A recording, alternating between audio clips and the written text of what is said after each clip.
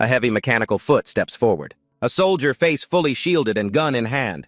At that moment, a bolt of lightning strikes down, revealing a horde of monsters. The soldier immediately opens fire. The monsters are continuously vaporized. His eyes widen as an explosion goes off in front of him. This forces him to observe carefully, his eyes becoming bloodshot. In the next second, a bright light appears, followed by a dragon. It lets out a deafening roar that shakes the heavens, then charges straight ahead. The soldier's eyes widen, and he hastily drops his gun. His expression turns to panic as his entire body begins to burn. John screams in agony, and then jolts awake. He clutches his head and curses, "Damn it, that fucking nightmare again." He runs a hand through his hair, tearing at it. But then he remembers, today is the last day of recruitment. On the plane, a boy named Lee Han wears a serious expression. His information is read aloud. Lee Han, 10 years old, a kid who's the leader of a group of orphans. Impressive. Major Kang continues, "Don't worry, we're not putting you in jail. Have you ever—" He starts to lead the conversation. "Heard of a place called Ark?" Lee Han answers seriously. You mean the training facility for psychers. Are you saying I'm a psychic?" The answer pleases Major Kang. "Smart kid. You're not just an ordinary psyker. You're the savior of humanity. And you won't have to starve in those slums anymore. You'll get to eat and sleep in a much better place." Hearing this, Lee Han becomes indignant. "Only I get to eat well. My younger siblings have to get the same." He negotiates firmly. "If you want to send me to Ark, then you'll take responsibility for them. Their food, their clothes, their housing, and their school, everything." This makes Major Kang frown. He can only agree. "All right, I understand. I'll take responsibility for your siblings and take care of them." But he doesn't forget the condition. However, Major Kang declares that will only happen if you stay at Ark. "As a psyker, you understand what I'm saying, don't you?" Lee Han replies seriously, "Of course." Then he walks off alone. The plane is still in motion, its door already open. Lee Han stands and looks down. He remembers what he was told about the ranks for psychics. And obviously, you're not a high rank yet. As he walked forward, Major Kang had warned him, "If you still care about your siblings, then at all costs. And you must try to survive." Before him is Ark. Lee Han's hand clenches. A shout makes him look over, followed by a curse. "Go back to where you came from." Simon yells, crying like a little brat who was forced to come here. His hand clenches. "It's because they recruit trash like you that people like me get looked down on, too." A curse rings out, "You piece of trash." A bystander criticizes him, "And what about you?" "How did you get so arrogant, huh?" Simon retorts coldly, "You idiots." He begins to use his powers. "My background is obviously on a different level from you lot." He then explains, "I'm a trained psyker." Everyone murmurs in awe. "Those stones are—" This is the first time I've ever actually seen someone use psychic abilities. "The stones are controlled by him. I don't know if they'll send you back home if you end up useless from an injury." "But this isn't a place where someone like you can survive," Simon declares arrogantly. "You'll thank me for this later." He then attacks Kuro with it. "Now get out of my sight." Lee Han catches it. He looks at the rock and remarks, "Too slow. Wouldn't it be better if you just threw it with your arm?" Simon asks, annoyed, "Who the hell are you?" Lee Han answers without hesitation, "Your ethics teacher." The crowd gets even rowdier. "Fight, fight. Teach him a lesson." But then someone appears. A shout makes the two of them stop. "You two." John slowly approaches. He growls a command at both of them. "Step forward." John questions them. "What are your names?" They answer one by one, Del Simon, Lee Han. He continues asking, "Del Simon, you're a trained one. What can you do?" Simon answers honestly, "I've only achieved telekinesis, sir." As for Lee Han, he's confused. John punches Simon in the stomach. "Is that so?" Simon cries out in pain. He begins to lecture, "You're already this arrogant with just that you're trash." Next, he turns to the one beside him. "And Lee Han, what about you?" John remarks darkly. "I like how you help the weak." Another punch lands.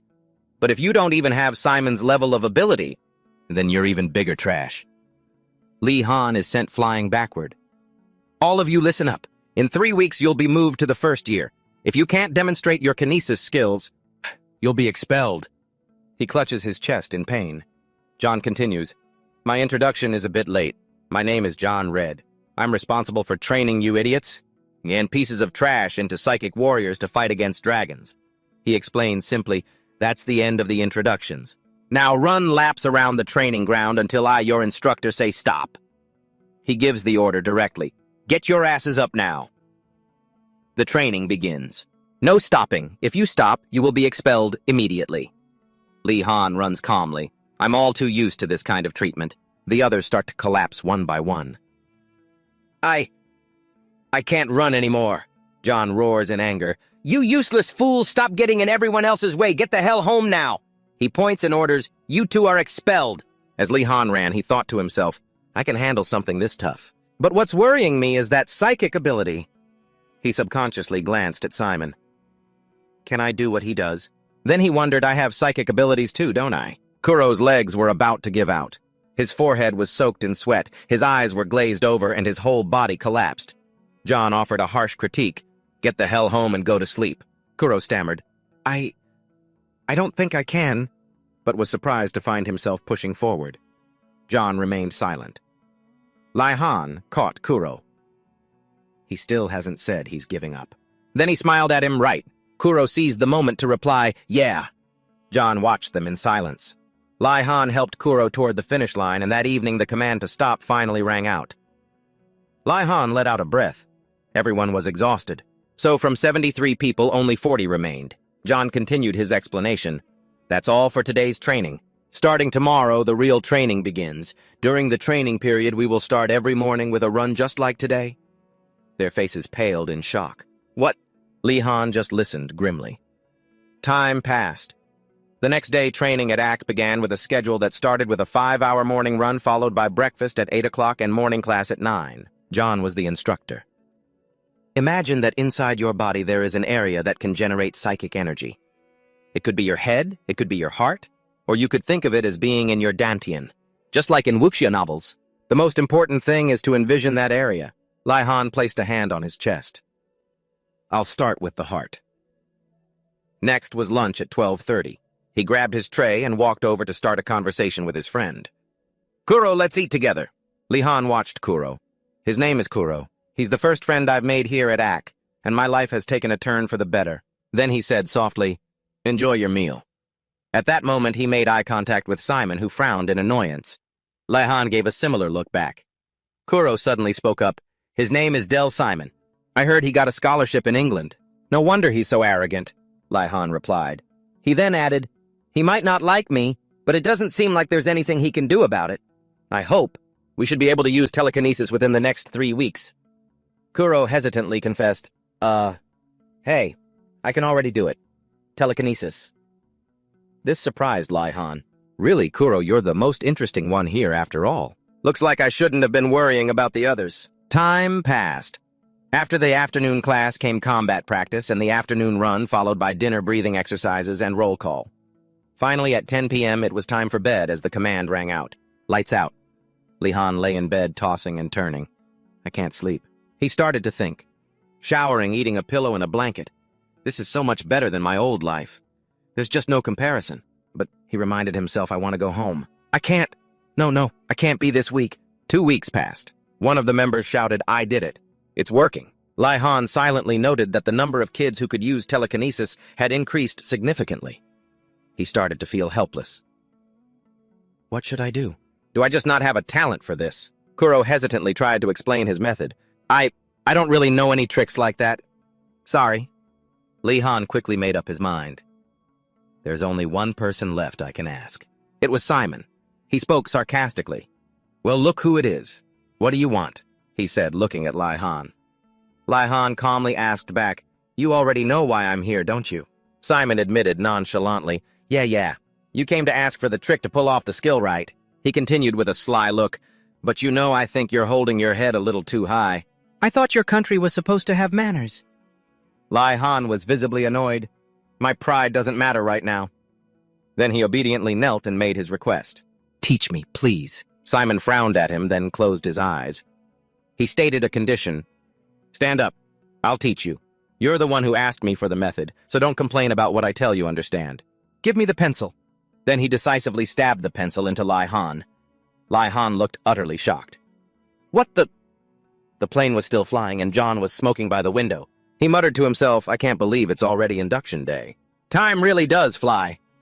The door was pushed open. Otto called out excitedly, Sergeant Red! He raised his voice. I knew you'd be here. Long time no see, Otto. John replied indifferently. Otto wrinkled his nose and chided, "It stinks. You can't smoke in here, Sergeant." He then asked, "So why are you here?" He dropped himself into a chair. "Since I've arrived, I think we might be partners. So what do you think of the rookies?" John seriously remarked that the rookies were all idiots. A confused Otto asked back, "What's that supposed to mean? Are you kidding?" He started to explain, "Well, at least 2 of them are usable." A curious Otto repeated, "2. John stated his opinion. "I don't like his personality, but that Simon kid isn't bad. His skill level is already beyond that of the first years." Hearing that, Otto agreed. "If it's Simon, then it's possible. That kid is the last genius to come out of the Royal Psychers training facility, a guy just like me. I have a lot of faith in that kid." John pondered for a moment. As for the other one, he thought of Lee Han. That kid has loyalty, and that mental fortitude of his. It's far beyond the other rookies, and he has his own judgment. Although the kid is an ideal soldier, he knows full well that Ark is a place that needs extraordinary people, not mediocre ones. If you can't use any psychic skills at all, then this isn't the place for you, Lee Han. Otto still looked on expectantly. "So, what was his name?" he suddenly added. "Oh, that's right. I heard a few things on my way here. Do you know what they call you?" John replied indifferently. "I'm sure it's Bastard or something along those lines." "Am I right?" Otto chuckled, confirming you are. John looked down seriously and began to announce, "As you all know today, you will be appointed as first years." Simon listened intently. "However," John added, "that's only for those who are ready to become psychers." Kuro glanced over at Lee Han. John continued, "The basic skill of a psychic is focusing latent energy. It can be identified by the glow in your eyes. It doesn't matter whether or not you can use telekinesis. Anyone who can do this can stay." He pointed and ordered, "Those of you who have mastered focusing your energy over there, line up in front of the technician standing there." Then he looked elsewhere. "Anyone who can't do it over here, agents and a helicopter will take you home immediately." The words horrified Lee Han. He saw a familiar face, Major Khan. An order was given. Go, move your asses." Kuro looked at him worriedly. Lee Han closed his eyes. At that moment, he remembered Simon and how he'd stabbed him. Lee Han had winced in pain before falling. Putting a hand to his shirt, he questioned him. "This is your answer. Aren't you trying to kill me?" Simon slowly explained, "Don't worry, I didn't stab deep. It will help you focus your senses more easily." Lee Han looked surprised. "Right now, that wound will be your psionic conduit." Simon continued to guide him. "To put it simply, this wound is absorbing psychic energy, but if you keep it in your chest for too long, you won't succeed." Lee Han looked on in admiration. "So he knew my heart was my core." The other boy shook his head. "I'm not taking it back. It's covered in blood," he told himself ever since that day. "I'm sure I've started to feel it, but it always feels like I'm losing psychic energy. And I just feel more and more helpless. So what do I have to do to manifest it?" John spoke up then. "Hey, Lee Han," he reminded him, "you're the last one. Don't just stand there, move it." Kuro watched worriedly. Lee Han remained rooted to the spot. "Think, Lee Han, think. I have to do this, I can't go back." John was starting to lose his patience. "This kid!" He started to walk over. Everyone was terrified. John stopped and warned, "A soldier must always follow the orders of their superior officer." Then he got into a fighting stance. No exceptions. Lee Han gritted his teeth, thinking to himself, "I have to do something." "Think, what can I do?" His eyes widened, staring at the pen in John's breast pocket. John threw a punch straight at his face. As he did, Lee Han snatched the pen. "I couldn't think of anything else." John looked at him surprised. Hey, that's..." Lee Han thought to himself, "If it's because the conduit isn't wide enough," and then stabbed himself. "If the conduit is the problem, then I'll just have to open it wider." Kuro and Simon's faces went pale as John grabbed his collar and demanded, "What the hell are you doing? You fool, are you actually trying to die?" The pen fell to the ground. Lee Han burst into tears, but he had succeeded. John observed him carefully for a few seconds, then sighed and let go. He turned and walked away, leaving one sentence behind, "I've never seen anyone as useless as you." John stopped after a few steps. He slowly turned his head and then declared, "But at the very least, congratulations, Lee Han." Lee Han thought with pride. "Finally, I'm at the starting line." Kuro ran over worriedly. "Lee Han, are you okay?" He smiled in reply. "I'm fine. That's nothing." Otto, who was beside him, chimed in, "Here, Lee Han. This is your reward. Take it." Lee Han stared blankly at the watch as the man explained, unable to hide his pride. This is AC's latest technological achievement, the orientation bracelet. An announcement rang out, verifying user Lee Han, military intern, user registration complete. You muttered in awe, amazing. Otto agreed and added, right, if you students want to know what's going on. John from up ahead shouted, pay attention, the class mission will be over soon. All students gather with your class after I mark you off the list, he began to explain. The ARC class is divided from A to D according to your abilities. Lee Han listened intently. This mission will be the culmination of the past 3 weeks of training, but keep in mind that you can be promoted and move up a class as long as you have the skills. John continued to assign the remaining 25 students. Congratulations on this transfer. All of you from now on must remember that I am a bastard, he added. But first I have to clear up this misunderstanding you all have. Otto on the side thought to himself, look how long he holds a grudge. John admitted seriously, I'm not just a bastard. I'm the worst kind of bastard. Then he began the class assignments. Class A, 1 person Simon, next Kuro, Class B, 4 people. He continued reading from the list, those 5 will come with me the sergeant. Class C, 5 people. Class D, 15 people. Upon hearing the results, Lee Han thought, Class D, I don't care. I'll rank up soon enough. John continued with the assignments.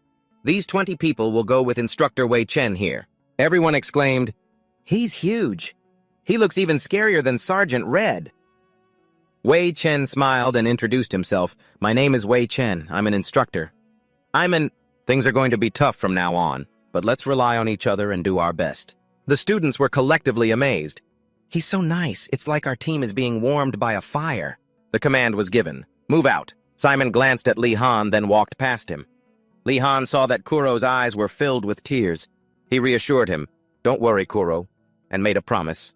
I'll be there soon. Wei Chen gestured enthusiastically. Now let's move to the training room. They moved quickly into the brightly lit room. Wei Chen began his demonstration and everyone was amazed at his skill. Wei Chen stopped and began to speak.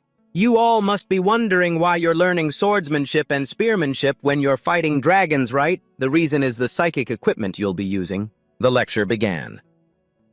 There is nothing on Earth that can contain psychic energy, but the skin and bones of dragons contain and emit that same psychic energy. Wei Chen explained in detail, therefore weapons made from dragons can also inflict fatal damage upon them. A question followed. Then how do you catch a dragon? Without those weapons, Wei Chen fell into deep thought. He slowly explained, in the beginning, if we fought with just our bare hands, a single dragon could kill hundreds of psychers, even with more psychers, attacking and providing support from a distance. To deliver a fatal blow, we must use weapons at close range. They have to plunge the weapon into the dragon's weak point and release psychic energy, and the psyker soldiers who take on this mission are called strikers. Everyone was in awe. Strikers are so cool. Wei Chen pointed and commanded, now! Today find a weapon that suits you. Pick one that matches your size. Lee Han quickly chose a weapon. Wei Chen approached him. You like the spear? The spear? He nodded in acknowledgement. Yes. The answer pleased him. The wind I feel when I swing the spear is so satisfying and cool. I also like the sound it makes, Lee Han said. The judgment and strength he showed against Sergeant Red were extraordinary. I'm sure he has lived in an extremely harsh environment. Yes? Wei Chen smiled thoughtfully. But thanks to that, he's gained the experience to fight. Then he encouraged him, do your best, Lee Han. Lee Han replied, yes, sir. Wei Chen added, I will also do my best to help you. He nodded, his hand tightening around the spear. Time passed quickly. 2 weeks later, Lee Han was in a sparring match. He looked at his opponent seriously, and Joe looked back cautiously. Lee Han spoke first. You look tired, Joe. You can just surrender. His opponent just smiled. What did you just say? You're the one who's taking it easy and trying to drag this out, you know, he said, continuing his attack. Lee Han easily dodged and even countered, managing to disarm Joe. Lee Han rushed in to attack. Today is the second week of the first year. After Class President Joe, I've finally defeated all the students in Class D with a weapon that suits me. I lose. Lee Han smiled in reply. That was a good match. Lee Han. Joe continued. You probably already know this, but I'm transferring to Class C next week, so the position of Class President will be vacant. He then made a suggestion. That's why I think you should be the next Class President. The words surprised Lee Han. I can't do it. If you don't want to, then, Joe assured him, everyone will follow you. We've already discussed it among ourselves. Hearing that, he felt embarrassed. Joe and everyone else, thank you. He thought to himself, if I become class president, I'll be one step closer to moving up a class, won't I? John declared irritably, You can't do it. This scene is so familiar. A discussion broke out. Sergeant Red, that bastard. You know he's not someone to mess with. I've been beaten up by him many times, too. The topic this time is John. That's not even the worst part. He gets into fights. Who's he fighting? Meanwhile, John, a first-year student, lights a cigarette. Other students were cheering for Lee Han. Hey, first year. Good luck, sweetie. Fight well, you idiot. That kid heard you, so what? He doesn't even know who we are. He's just calling out the cowards. Lee Han had already entered a combat stance when John asked, So this is the brat who wants to be class president. Are you all going to let Class D be led by someone with underdeveloped powers? Someone who can't even master basic telekinesis? Is that your final decision? No complaints. John sighed and said, You idiots. But there must be a reason you've all put your faith in him, right, Lee Han? He flinched when his name was called. John broke a mop handle and threw it at him. He began to speak. I hear no one in this class can stand up to you. In the weapon arts course, that is. Prove your strength by fighting me. Lee Han replied nervously, with this, but the end is too sharp. John's gaze hardened. Are you worried that a rookie like you might actually hurt me? Lee Han quickly denied it. No, sir. He had now taken off his jacket. Lee Han asked curiously, Sir, are you going to fight me barehanded? John admitted it directly. Of course. You think I need a weapon to fight a kid? The rules are simple. If you can make any part of my body say a knee touch the ground, you win. He asked another question. Then when am I considered to have lost? John explained simply, You just have to admit defeat. Lee Han replied with a smile. Then there's no way I'll lose. He started to move. John also got into his fighting stance. A clamor rose from everywhere. What is he really fighting? That kid's got some nerve. Looks like it. But how can he possibly fight against the instructor? Simon stepped closer curiously, then made a comment. That maniac. Lee Han launched his attack. John continuously dodged, looking for an opening. Lee Han leaped into the air. John quickly raised his hand to block. He easily caught him, then kneed Lee Han before raising his foot to stomp down. Lee Han barely dodged and backed away. He couldn't help but be shocked. Is he really trying to kill me? John continued his instruction. Unleash your emotions. Dragons and their minions slaughter their opponents indiscriminately. He even promised, I won't go easy on you just because you're weak.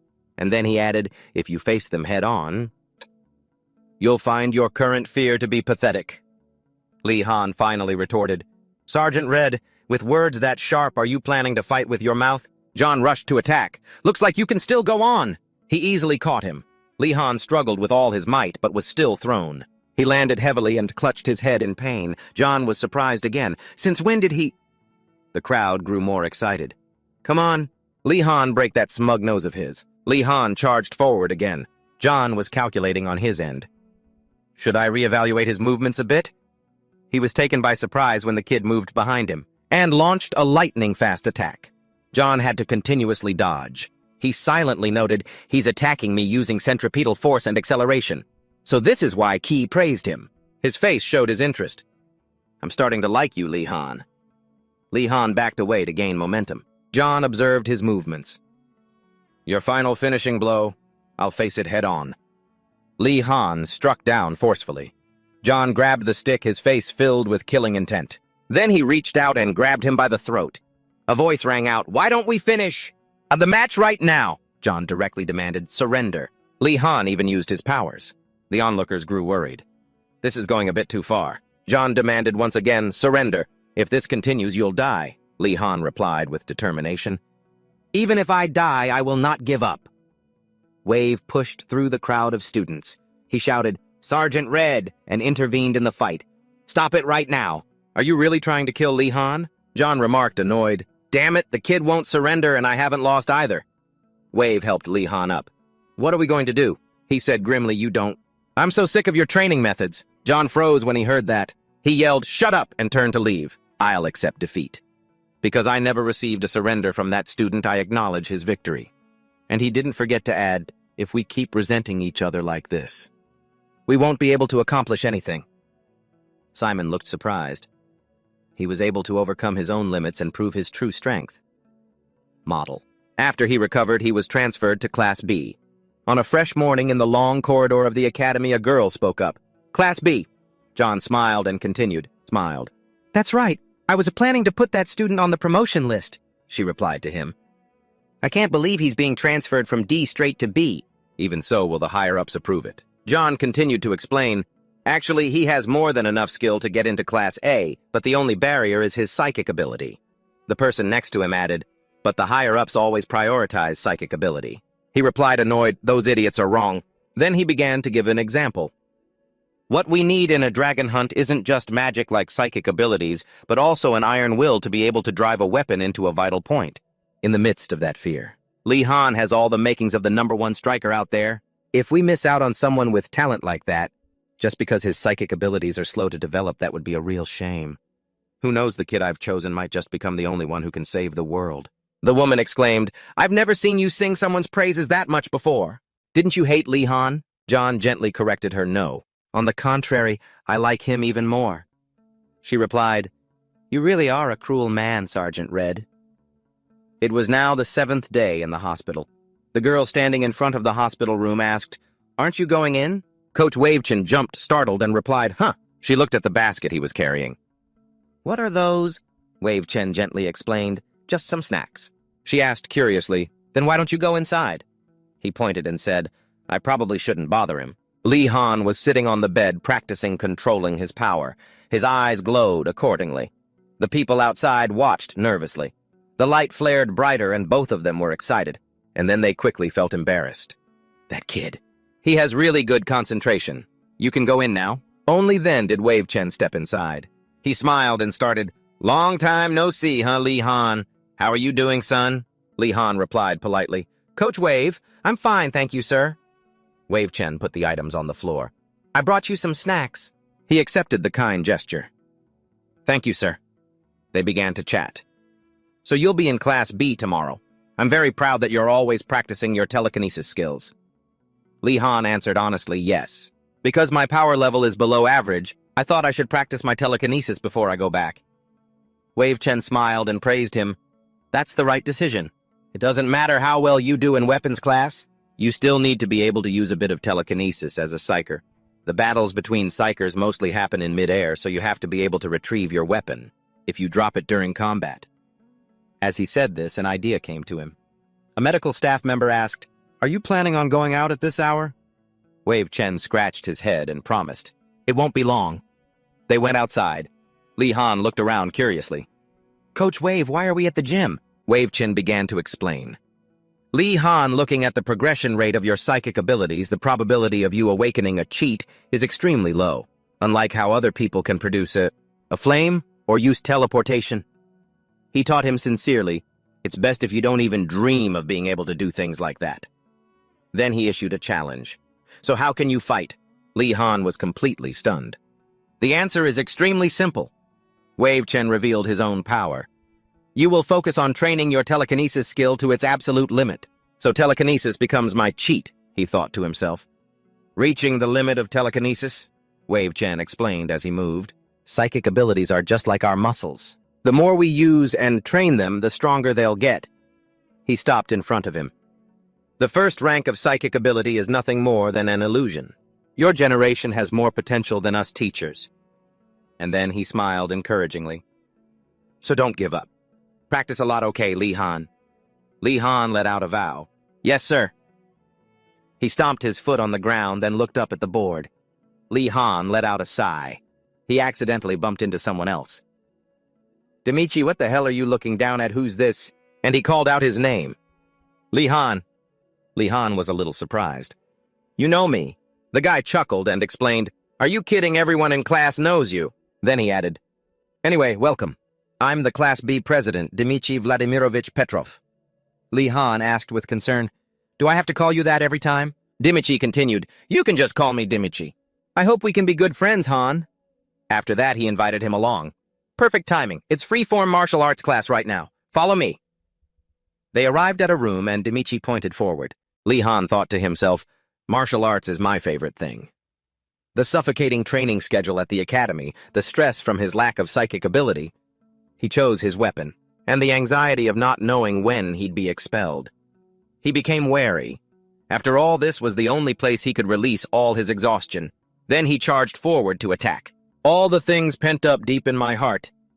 Demichi was completely surprised when Li Han charged at him, but the students got a sound beating. Li Han questioned them. Was that fun? You acted for Kuro's sake, and then you claim his ESP is what caused his death, and you guys are still lying on the ground. Is bullying the weak really that fun? Li Han warned them directly. You all should be glad there weren't any real fights during training. Off to the side, Demichi muttered his observation about him. He cracked a smile. Just as I thought. He makes me want to fight him right now. Kuro, exhausted, looked down at the ground as someone approached him. The student jeered, What are you doing, huh? Get up, Kuro. But someone else cut in. Hey, it's my turn. Please help me. They were turning him into a joke. All right, then. Then I'll go third, okay? Help me! Kuro suddenly remembered Li Han. Just then, the group of students turned around. Huh? What's going on? Li Han was beating them up. He looked clearly annoyed. Kuro was completely shocked. Is that for real? Seeing Li Han, he reached out his hand wanting to call his name. But Li Han was already talking to someone else. Demichi, is this how Class B practices freestyle martial arts? Kuro quickly pulled his hand back. Han Demichi replied grimly, This is the merciless way of training. Our enemies won't spare their prey even when they're on the verge of death. He continued, The strange one here is you. That impulsive need of yours to save people, it will only lead him to his death. Li Han thought to himself, I can't argue with what he's saying. He clenched his fist. Demichi, standing by, continued, Still 3 guys can't even take down one little kid. How pathetic. The guys who got beaten looked ashamed. He challenged him with a defiant tone, So Li Han, show them what a real fight looks like. Li Han, annoyed once again, said, Are you sure about that? Demichi charged forward to attack. Li Han struggled to parry the blow. He quickly calculated his next move. If I block one more time, the spear will break. Li Han decided to dodge. I'll aim for Demichi's legs. After he loses his footing, I'll make him stumble. He then swung his staff, aiming straight for his leg. Li Han silently declared, This will be the final blow, as he aimed for Demichi's face. His foot had just touched the ground, allowing him to narrowly dodge the spear. Demichi closed the distance. He slammed his head into Li Han's, knocking him backward. Li Han yelled, annoyed, Damn it, a headbutt too, I thought this was a martial arts match. Demichi just smirked as he reminded him, You shouldn't just watch my weapon, you have to watch my movements too. I've been learning Sambo since the day I was born. If I had gotten a real hold of you back there, I don't think your bones would have ever set right again. Li Han slowly got to his feet. Is that all you really plan on taking down a dragon with that Sambo of yours? He spun in midair before bringing his weapon down. The spectators were all stunned. Both of their weapons shattered. This guy, he was aiming for my weapon the whole time. Li Han kept wondering why Demichi was charging at him unarmed. He tackled Li Han to the ground. I bet you don't want me to break your arm, do you? The crowd roared, chanting his name. Demichi, Demichi, Demichi. If you've got the guts, then do it. Li Han issued a challenge. You don't have the guts. Everyone froze. Li Han was in agony. Demichi slowly sat up. He spoke in a low voice. This is why I told you to surrender. You dirty fighter. Kuro was trembling with fear. Demichi continued. I hate to admit it, but you're truly commendable. Even after I broke your arm, you didn't make a single sound. But he didn't even notice that Li Han was already back on his feet. Someone take him to the infirmary. A surprise attack. Li Han looked down at Demichi.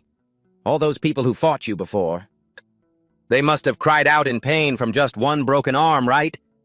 He was still lying on the ground. Li Han continued his challenge. Get up. Let's finish the fight. But the cheering slowly died down. When Demichi saw his opponent had passed out, sometime later, he shot up in bed. This is... A notification chimed beside him. Incoming video message now playing. The caller was Major Kang. Excellent. You've exceeded my expectations, Li Han. Thanks to you, the kids are living very well. The Major promised him, I'll message you again next time, okay? Li Han just watched his little siblings on the screen. Goodbye now. He was very satisfied. The kids are fine. They've even gained some weight. He then turned to the person next to him. You're awake, hey. Demichi, can you please help me turn this off? Here. Demichi did as he was asked, but grumbled, Hell no. Why should I have to turn this thing off for you? Lee Han explained nonchalantly. You broke my arm, Demichi snarled back. And you smashed my head in, you bastard. Lee Han simply replied, That's the price you pay for being careless. Don't you remember that's the merciless way you taught me about? Demichi was utterly speechless. Lee Han continued, I was honestly really furious that day. He said with sincerity, But I don't hold a grudge or want to blame you for it. Demichi smiled back. Same here. But next time let's fight in a proper tournament. Lee Han's tone turned somber as he continued. I think I made a mistake with Kuro that day. He recalled what happened that day. I should have taken his hand instead of just getting into a fight. Demichi replied seriously, I understand why you'd think that. But you could die in your second year if you keep using it. This confused Lee Han. What do you mean? The two of them started walking. He asked curiously, Hey, where are you taking me all of a sudden? Demichi answered cryptically, It's better if you see it for yourself instead of just hearing about it from me. Lee Han muttered in surprise, The emergency room. Demichi went on to explain, This is the place where every single life can be saved, as long as the patient is still breathing. Someone was wheeled in. Lee Han quickly dodged to the side. He silently wondered, What's wrong with him? Well, Demichi watched him and asked, You can probably guess how they're trained, can't you? Lee Han pointed and continued, But aside from that, isn't that upperclassman the same age as us? The guy who just went in. Yeah, he's tall, but he seems way bigger now, kind of like my coach. Demichi scratched his head in thought before stating the obvious. When you're a second year, you'll start using enhancers. His words surprised Lee Han. Your body will grow super fast and you'll become an adult. What? He chuckled and reminded him, Don't tell me you forgot. We have to fight dragons in the next 3 years, he added. They aren't going to wait for us to grow up. To his surprise, he heard a reply. Not bad. Demichi was taken aback. I've always wanted to become an adult quickly, Lee Han explained, because for him, that was the only way to survive.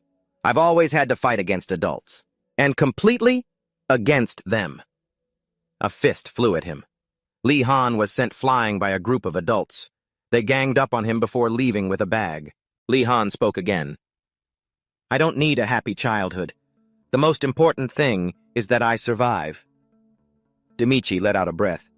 That's the iron will of an Arc warrior for you. He nodded and continued, I get what you mean, let's go back. John laid out the agenda. Today you will conduct a training exercise that is just like a real battle. He clarified a few things. You just need to act with precision. Now, just as you've been trained, we will depart at 16:30, but before that finish getting your equipment. Looks like we're getting parachute training, Demichi remarked excitedly. Don't tell me you're already missing your hospital bed, Lee Han replied with a smile, examining the issued gear. Hey, this bag is completely full of food, he said, making a guess. Maybe this isn't just parachute practice. Demichi kept looking around. Some of these idiots have already forgotten the mission. He saw something. Look, Lee Han, that guy, he said, pointing at Simon. That's him. His face lit up with excitement.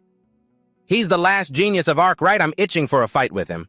This is a parachute drop, dude, Lee Han reminded him wearily. Simon from a distance looked over and wondered, what's wrong with that guy? Lee Han glanced at Kuro, a pang of guilt in his heart. John hurried them along. Stop dawdling, get on the helicopter.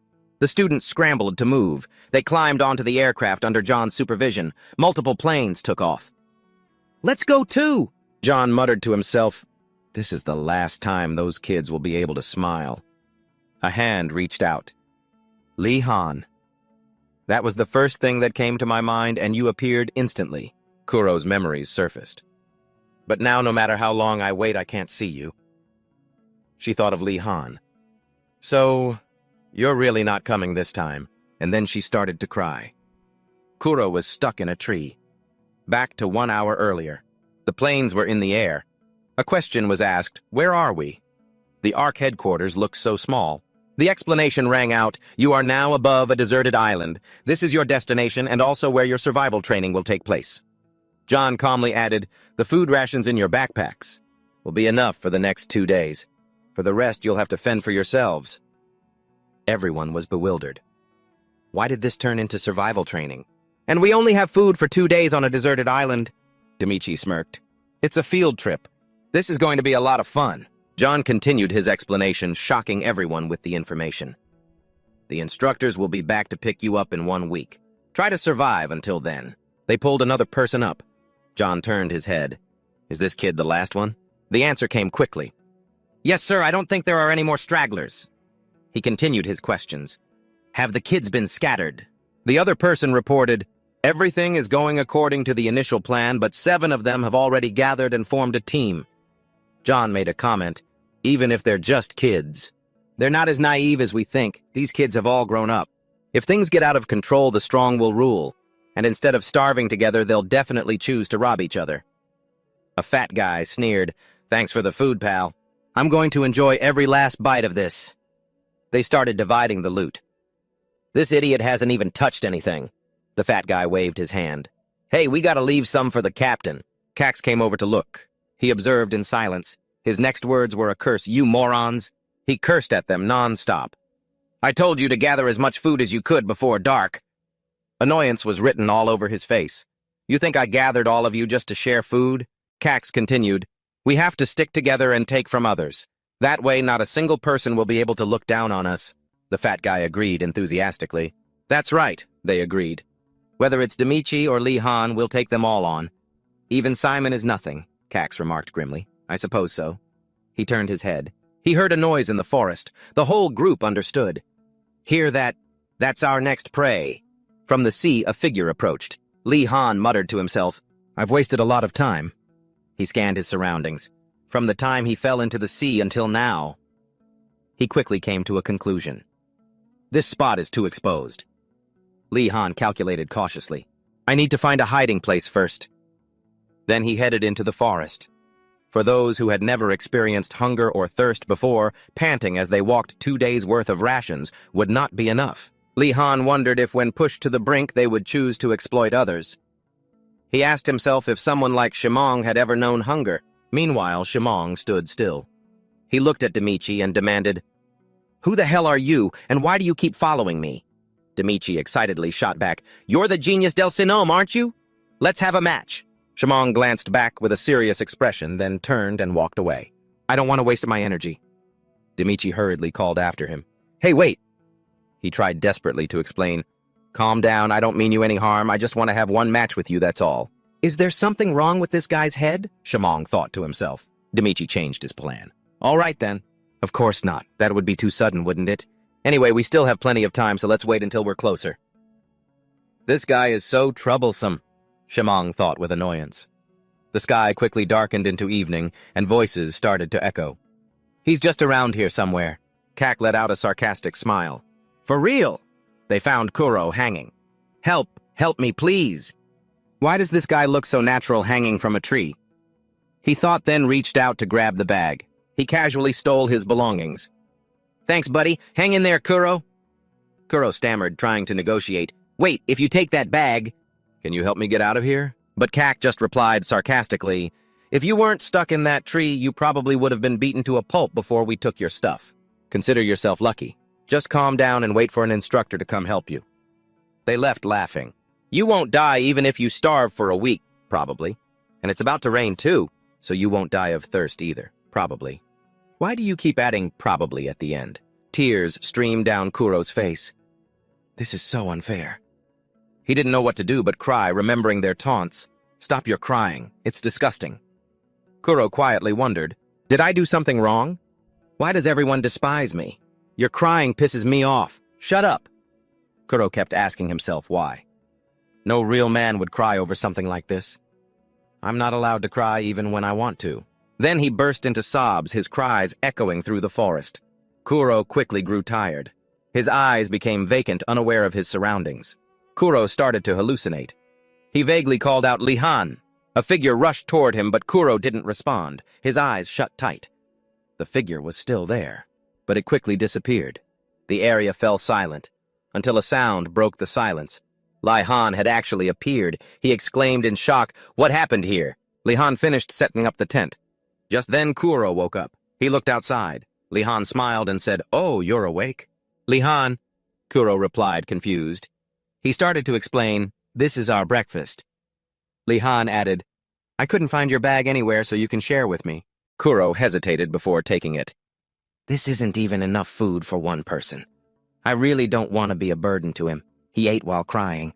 I should have said that. Hey, but I was just so hungry. Thank you. This idiot Kuro. He's truly pathetic. He thought and kept saying out loud, "Thank you so much." Lee Han just gently suggested, "Let's go find some water after we finish eating, okay?" Observation devices flew everywhere, transmitting images back to John. Otto reminded him from outside, "Sir Sergeant, this is a no-smoking area." He answered gruffly, "Shut up." The man chuckled and continued, "Don't try to act all cool turning off the lights and everything. See any interesting kids?" John pointed at a screen. "One of them has already gone crazy. Look at this kid." "A week on a deserted island, huh?" Glute mumbled excitedly. "How funny. All I have to do is survive, right?" As for Glute, he's building a raft to return to a sea. Lee Han tasted the water and then commented, "It's fine, you can drink it. Drink as much as you can and remember to get some for storage." The two of them moved on. It's too difficult to move during the day. We should go back to the shelter. Lee Han calculated in his head, "We need to store enough food for the two of us for our time here." He looked around while Kuro was acting strangely. "What can I find on this island? I can't even see any coconut trees. Is this why people resort to looting?" He hurriedly stopped Lee Han. "Stop!"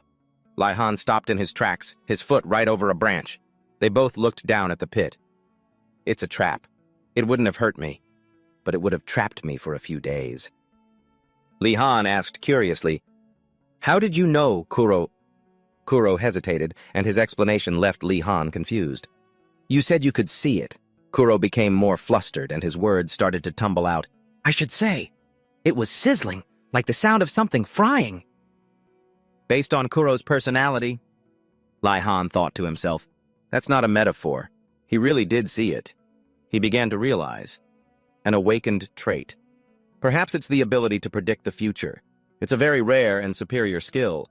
Then, as they walked and rested, this harsh environment on this deserted island, could it be the catalyst for Kuro? Lee Han considered, this survival training seems like a good opportunity to prove Kuro's abilities. Meanwhile, somewhere else, Kak raised his binoculars. There are two of them. As he observed, he remarked, "They don't have any bags. I guess they're carrying everything with them." A heavyset guy suggested excitedly, "Want us to go crush them?" But Cax refused. "They haven't gone far. They'll be back. Maybe they went to find water or something." He finalized the plan. "Let's come back later and get them while they're resting." Kuro panted as he walked on. Finally, they made it back. He was exhausted. "Ugh, my face. I just want to lie down as soon as I can." Lee Han, on the other hand, was unfazed. "All right, let's head inside."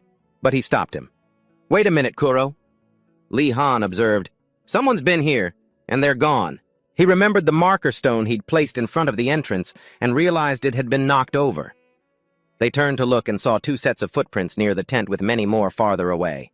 Lee Han came to a conclusion. "There's a high chance we'll get robbed if they're in a group. Let's pack our things and get out of here." Panting Kuro replied, "Got it." They kept moving as the sun began to set. Lee Han muttered to himself, "We need to find a good place to camp before dark." He then turned to Kuro. "Do you see anywhere suitable?" Meanwhile, Kuro thought to himself, "I suddenly feel weird. It feels like my eyes are closing." Lee Han noticed something was wrong. "Kuro, hey Kuro!" His entire body began to glow, his eyes went white, and the shadow of a panther appeared. Lee Han panicked as it lunged to attack him. Kuro reacted instantly, shoving Lee Han out of the way. He created a gap between them just as the panther charged. Lee Han was completely caught off guard. The panther turned its gaze on him. Lee Han thought annoyed, "Damn it, my weapon." But the panther stopped short before letting out a roar. Lee Han squeezed his eyes shut, bracing for the attack. But then fire erupted. Hit by the surprise assault, the panther hastily fled. It was Joe who had launched the attack. "Are you okay?" Lee Han was completely stunned. Joe and Rose emerged from the flames. He called out Lee Han's name, looking for him. Lee Han, looking over, was just as surprised. "Rose." Rose ran over, panting heavily, and asked, "Lee Han, is that Kuro over there?" Lee Han saw the bandage wrapped around Rose's leg and was alarmed. He pointed at the injury and asked worriedly, "Your leg?" Rose looked down and muttered, "Oh, this." Looking closer, Rose's stance was a little shaky. He explained, "Those damn bastards set a trap. I can barely even stand right now." Joe plopped down and sighed. "It's a good thing we ran into you two." Hearing this, Kuro grew very worried. "A trap? We saw one of those earlier, too." Lee Han, in contrast, was calmer. "Yeah," he replied. "Probably the handiwork of the same crew." Rose chuckled and raised a hand.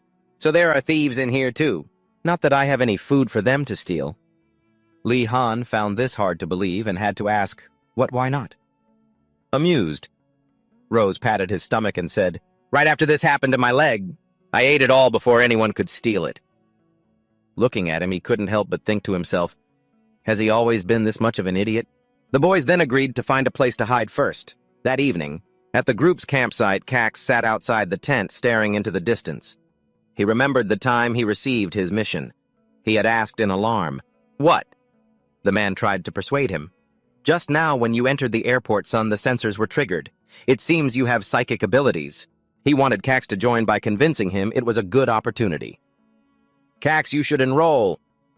Cax still had other things on his mind. But father, what about the movie I'm shooting? The man lost his patience, gripping his son's shoulder tightly. He practically shouted, if you can become a psyker, you won't have to act like a clown anymore. You'll gain immeasurable fame and wealth.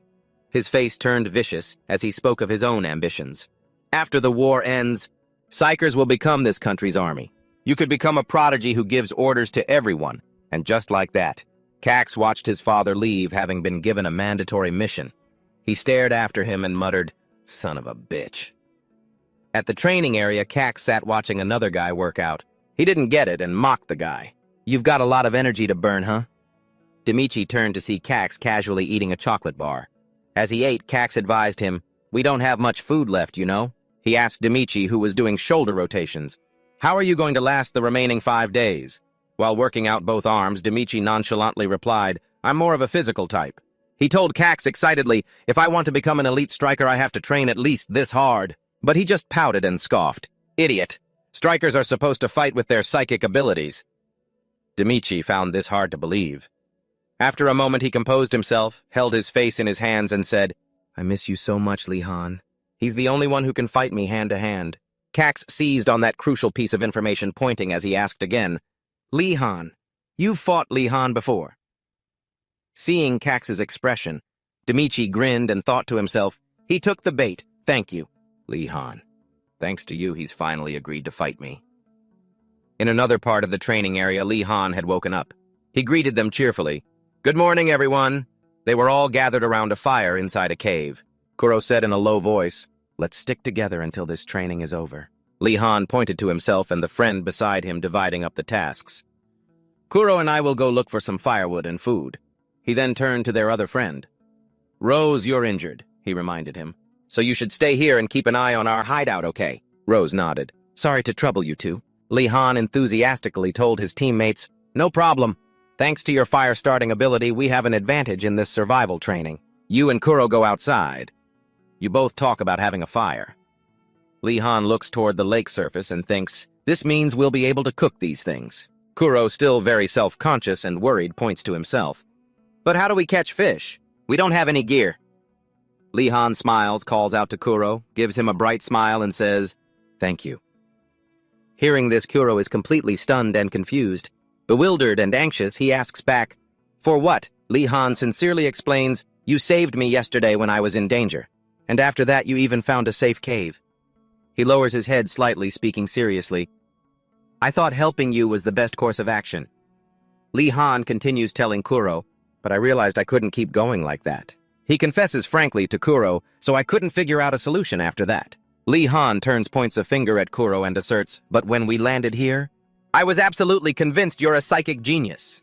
He seriously analyzes Kuro's strengths to help him understand you have the power to defend yourself and even to save me. We can get through this if we rely on each other. And finally, Li Han affirms to Kuro, because we're friends. Hearing Li Han's words, Kuro is filled with both happiness and sorrow. He remembers his own life as an anonymous orphan in Japan, a name given to him because of the color of his skin. The scornful voices, always echoed in his head ever since he was a child. Cry, baby. Stop crying. Useless. You're pathetic trash. Idiot. The hurt child from all those years ago, and Kuro, of today, both start to cry. He's overcome with happiness, telling himself, I have a friend who believes in me. Li Han speaks up, trying to rally their spirits. This is amazing. It's even better than I imagined. Now the thing we need to do is... Both of them look down at the lake's surface. Kuro, now filled with confidence, gets to work. He channels his psychic abilities into the water. Kuro thinks excitedly to himself, I can see it. He thinks in complete amazement, I can see where the fish are. Lee Han watches Kuro's every movement and expression. Kuro's a genius.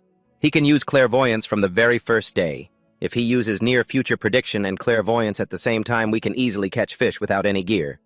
Suddenly, Kuro shouts, right now! With a precise motion, he strikes down, sending a fish flying out of the water. Lee Han yells excitedly, it worked! Soon after, their basket is filled to the brim with big fat fish. On the third day of survival training, Lee Han, holding the basket, turns to Kuro and says, you're in top form today. You caught 8 of them. You're amazing, Kuro. He laughs happily and replies, I think I'm starting to get the hang of it. Then, as if remembering something, Kuro turns to Lee Han. Joe is going to be so happy. He just grins slyly and teases that rascal. His scaling skills have improved too. Kuro, wait here. Suddenly, a large tremor shakes the area. Both of them crouch down slightly, covering their heads. Lee Han is startled. He gets a bad feeling that something is wrong. He starts sliding down the mountainside to move. Faster.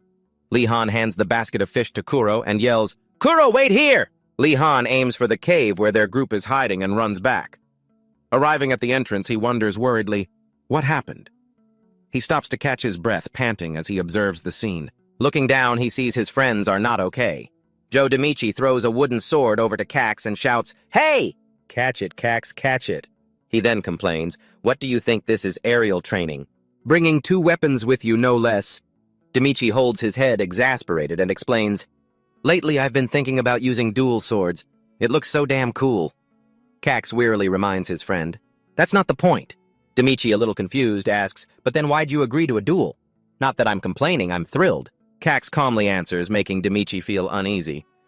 If you intend to have a fair fight with Lee Han, then you must be Dmitry Vladimirovich Petrov, the class president of Class B, right? He points the wooden sword forward and continues, furthermore, I heard you were recommended for Class A. I'm going to test for myself whether you're worthy. Hearing this answer, Dmitry laughs with delight and replies, I'm starting to like you. Each holding a wooden sword, they charge at each other. Let's begin. Although this wasn't Cax's specialty, his performance was so skilled that Dmitry felt pressured, cursing inwardly, damn it! As Cax suddenly stopped, Dmitry seized the moment to strike. This was his chance. But Cax easily dodged it and landed a critical blow on Dmitry. Seeing Dmitry start to stagger, Cax wonders to himself, is it over already? Dmitry grits his teeth, refusing to give in, and retorts to Cax, you don't really think so, do you? Dmitry charges, swinging a powerful direct blow at Cax, forcing him off balance and sending him stumbling backwards. Dmitry seizes the chance and rushes forward with a relentless assault. He thinks, if you're backing down, I have the advantage. Dmitry intended to use this barrage of attacks to keep Cax from fighting back. Cax grits his teeth in frustration. If this keeps up, this is really not going to be good. Dmitry slashes at Cax's side, but Cax nimbly dodges. Truly angry now, Cax glares at Dmitry. He attacks so fast it looks like multiple clones are surrounding Dmitry. Dmitry covers his head, dodging the blows and cursing furiously in his mind. Damn it, I need to watch my back. A moment later, he's at a disadvantage, retreating some distance. Cax presses his advantage, charging straight at Dmitry with the wooden sword, but Dmitry is no amateur. Dmitry arches his back, smoothly dodging the move. Cax didn't expect that. He's slightly startled. Dmitry does a flip, kicking the wooden sword from Cax's hand. He flips again, landing in a defensive posture. Pressing his advantage, Dmitry charges, roaring, this is the end. Dmitry raises his sword high for the finishing blow. Cax has no idea what's happening behind Dmitry, who suddenly freezes, unable to continue his attack. Cax, who had braced himself for the attack, opens his eyes in shock. He glances bewilderedly at Dmitry. There is a wooden sword pressed against Dmitry's back. From out of nowhere, Cax, elegantly sweeping his hair back, spoke up. My apologies. If this were a one-on-one training match, you would have already won. But as I said, we're psychers. Cax looked up at the sky, thinking to himself, is Lee Han stronger than this guy? In the cave, Lee Han held Rose's head, frantically calling out to him, Rose, wake up! Just then, Rose's body started to react. His lips trembled as he managed to say, Rose weakly opened his eyes and told Lee Han, I'm not dead, Lee Han, stop shouting. A little while later, once all 3 of them were in the cave and Kuro had returned, they sat together around a fire. Lee Han asked, who did this to you, Rose? With one cheek swollen, Rose tilted his head, thinking. He recounted what happened. It was Cax's group. There are 7 of them. Rose grew agitated, his voice trembling as he continued. They took all our food, but they'll be back. We'd better find another shelter. Lee Han, angry, gritted his teeth and replied, No. His voice turned cold as he made his point to Rose. I'm not nice enough to let those bastards get away with beating up my friend. Hearing this from Lee Han, the word resonated deeply with Rose amigo, friend. The 3 of them set off together with Kuro carrying their belongings. Lee Han supported Rose as they walked. For now, let's just find another shelter. We'll let them have this place for the time being. But in his mind, Lee Han had already made a vow. We'll ambush them when the sun sets. That evening, Lee Han and Kuro scouted the surrounding area. The 2 looked towards the other group's cave, silently assessing the situation. They're using our cave as their shelter. Just as planned, Lee Han said with a sly grin, turning to psych up Kuro. Kuro, begin whenever you're ready. He smiled and replied, Yeah. The guys guarding the cave entrance were chatting amongst themselves.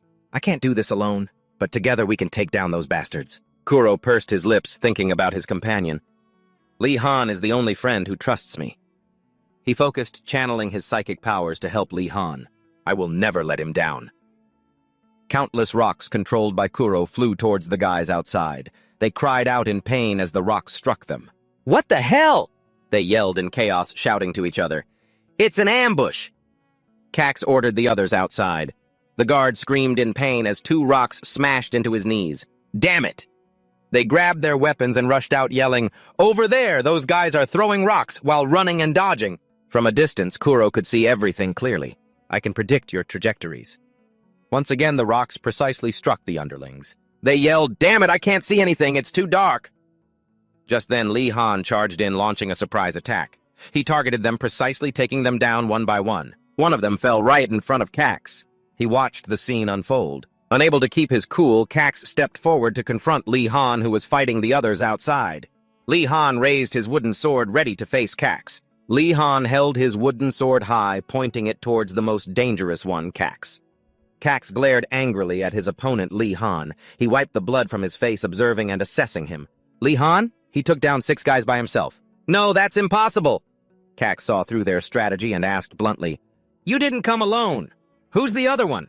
Lee Han called out loudly to Kuro behind the trees. You can come out now, Kuro, I can handle this myself. Cax's face contorted with fury. We were beaten by 2 weaklings, and one of them is Kuro.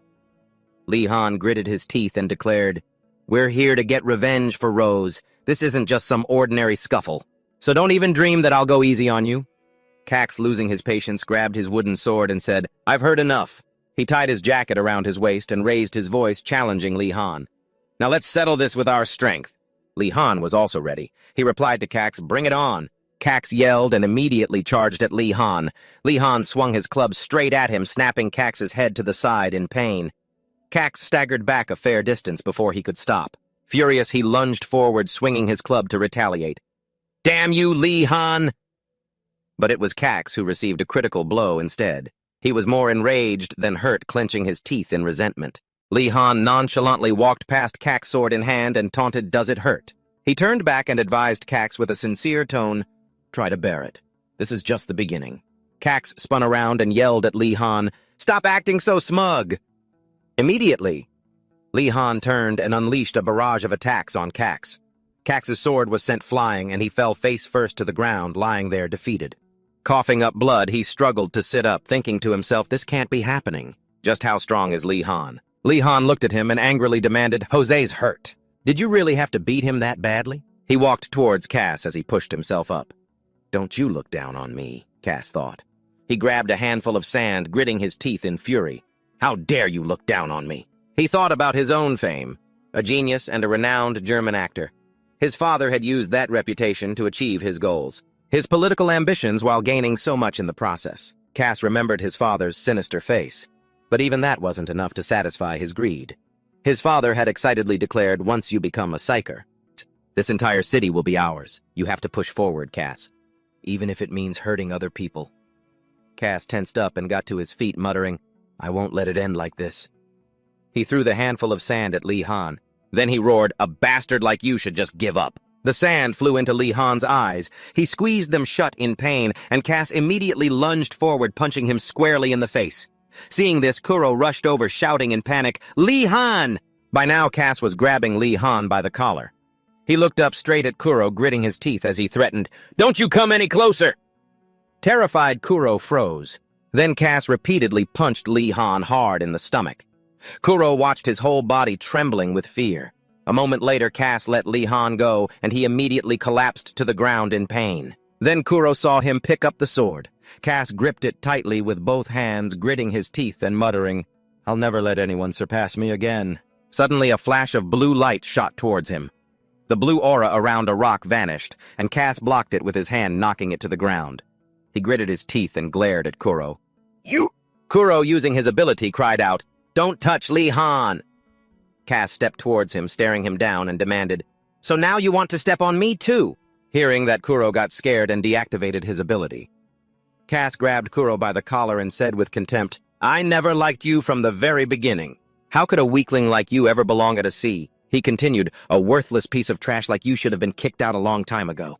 However, Lee Han was already standing behind him, though Cass hadn't noticed. He clenched his fist and punched Cass right in the face. The blow sent him falling, his face slamming into the ground. Lee Han furiously demanded, "You think you're more useful than anyone else, huh? Stop being so damn arrogant." Thinking of everyone, he declared, "Del Simon, Dimichi Jose, and even Kuro, they're all better than you." Cass froze, looking up with trembling eyes. Terrified, he backed away. Lee Han advanced, raising the sword as he asked, "There's always a bigger mountain to climb. What does that make you?" He yelled, "You're absolutely nothing!" Terrified, Cass trembled as he stared at Lee Han. Gritting his teeth, Lee Han stabbed the sword into the ground, then looked at Cass with a cold smirk. The sword struck the ground right next to Cass's head. Lee Han let go of the hilt. As he walked away, he said, "Everyone has a reason to become strong. If you want to keep improving, find a different way. And if you touch my friends again, I won't let you off this easily." Lying on the ground, Cass laughed sadly. "Dad, I never wanted to become a psyker to begin with." He looked up at the night sky and scoffed. Later, a new announcement was made. Cass had voluntarily withdrawn from AC. Kuro helped Lee Han back to the rendezvous point. Jose's face lit up when he saw him. Afterwards, the group went fishing together, continuing to survive on the island. The final 3 days on the deserted island were finally over. A fleet of helicopters flew overhead. Someone looked up and shouted, "The rescue choppers are here." Joe sighed. "I never want to experience anything like that again." Lee Han laughed and replied, "You can say that again." Kuro, standing beside him, also sighed. Suddenly, everyone surrounded the three of them, calling out, "Lee Han, Kuro, Joe, thank you!" The people around them started asking a flood of questions. "We were only able to survive because you shared your food with us." "How did you catch all those fish?" "Kuro, you were incredible." "Joe, why did you hide the fact that you can use fire?" "They're so loud," Joe thought to himself. He scratched his head and mumbled, "It was just—" Jose pointed to Lee Han, who was standing behind him, and said, "The person you should really be thanking is Lee Han over there if it weren't for him." Suddenly, everyone's bracelets began to glow. Lee Han looked down at the bracelet on his wrist as an announcement rang out. "The survival training has now concluded. Congratulations to everyone for successfully completing the mission." A week later, Simon quietly called out, "Sergeant Red." Dimichi, sitting next to him, added, "It makes me so happy just hearing the sergeant's voice. I'm hungry." John suddenly announced, "You will board the helicopters when deployed." Lee Han was silently shocked. Why, when deployed? A moment later, the helicopters began to leave the island. John stood inside the lead helicopter, his lips pressed into a thoughtful line. With his hands on his hips, John looked at Lee Han's group sitting in their seats and began to speak. "Your survival training was observed by supervisors. After the results of their vote, you four are the only ones who were chosen." He continued, "This wasn't just some ordinary survival training anymore. This was a test to see which of you are the diamonds in the rough worthy of becoming humanity's guardians." John called out, "Kuro, Simon, Dimichi." All three immediately looked toward him. John declared, "And Lee Han, you four are the members being promoted to level 2. A few days later, sunlight streamed down onto the training facility's soccer field. Rose smiled and called out, "Lee Han, we have the day off today. You want to play some soccer?" Lee Han, a book in his hand, looked up at Rose and then muttered, "Soccer." Pointing to the ball he was holding, Rose asked, "You know how to play, right?" Lee Han put his book down on the bed and answered, "Yeah." As he walked out to the field, he thought, "It's rare to get a break at a C, and everyone's already gathered." Joe yelled out, "No objections from anyone, right? All right, let's get started." Kuro sighed, muttering, "I want to take a break." Demichi tilted his head to look at Simon and reminded him, "No using psychic powers, you hear?" "I know." He's still mad. After that, the whole team started playing soccer. As Lee Han fought for the ball with Demichi, he thought no. At ACC, they only let you take a break for something important. Today, all the Level 1 instructors are in a meeting. He was thinking about the Level 2 evaluation.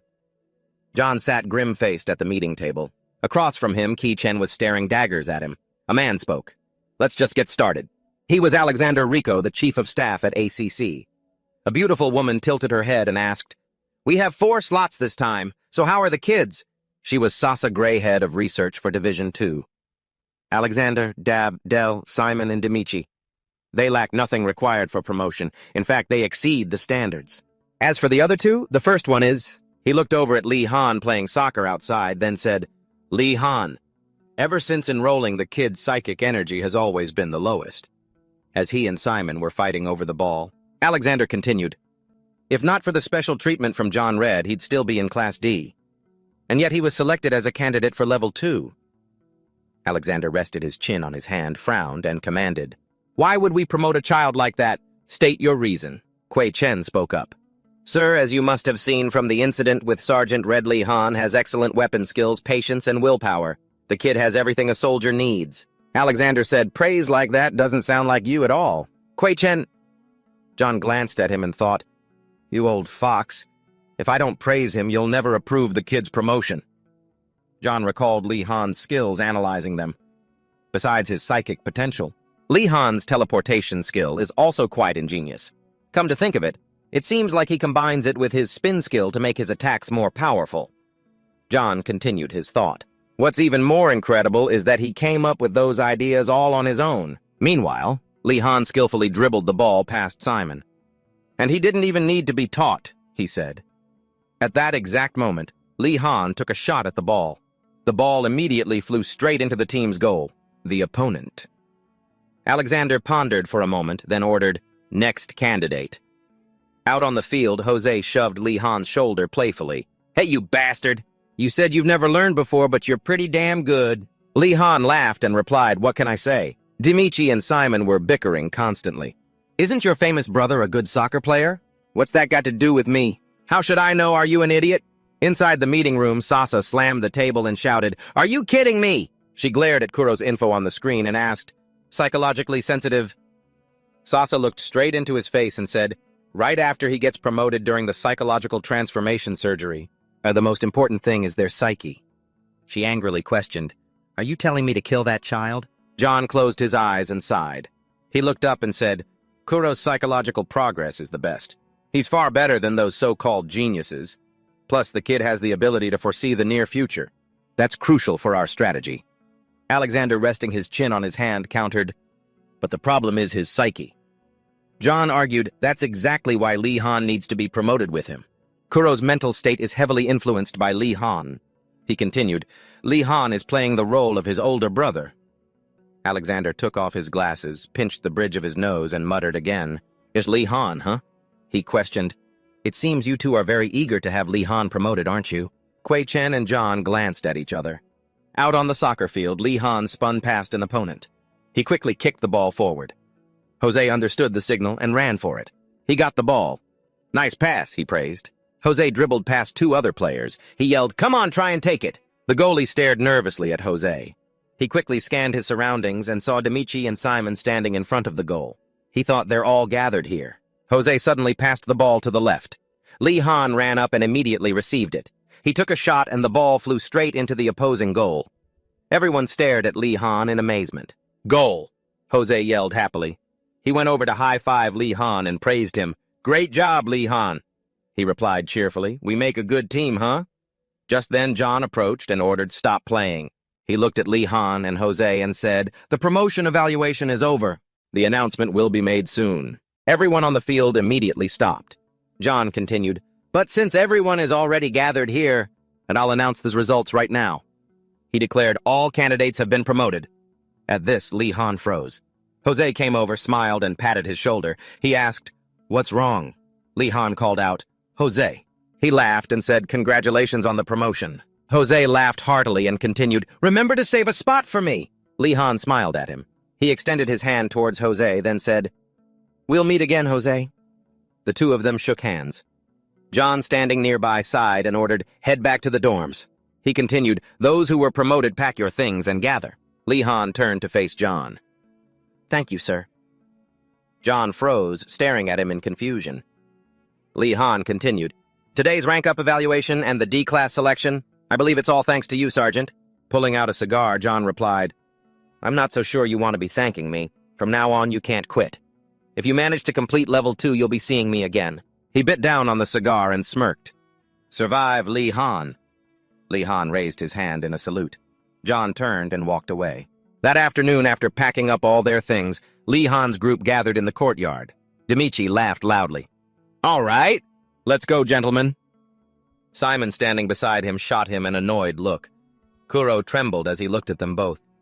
Lee Han walked over and asked, "We're heading to Area 2, right?" Tears started streaming down Kuro's face. A hand rested on his shoulder.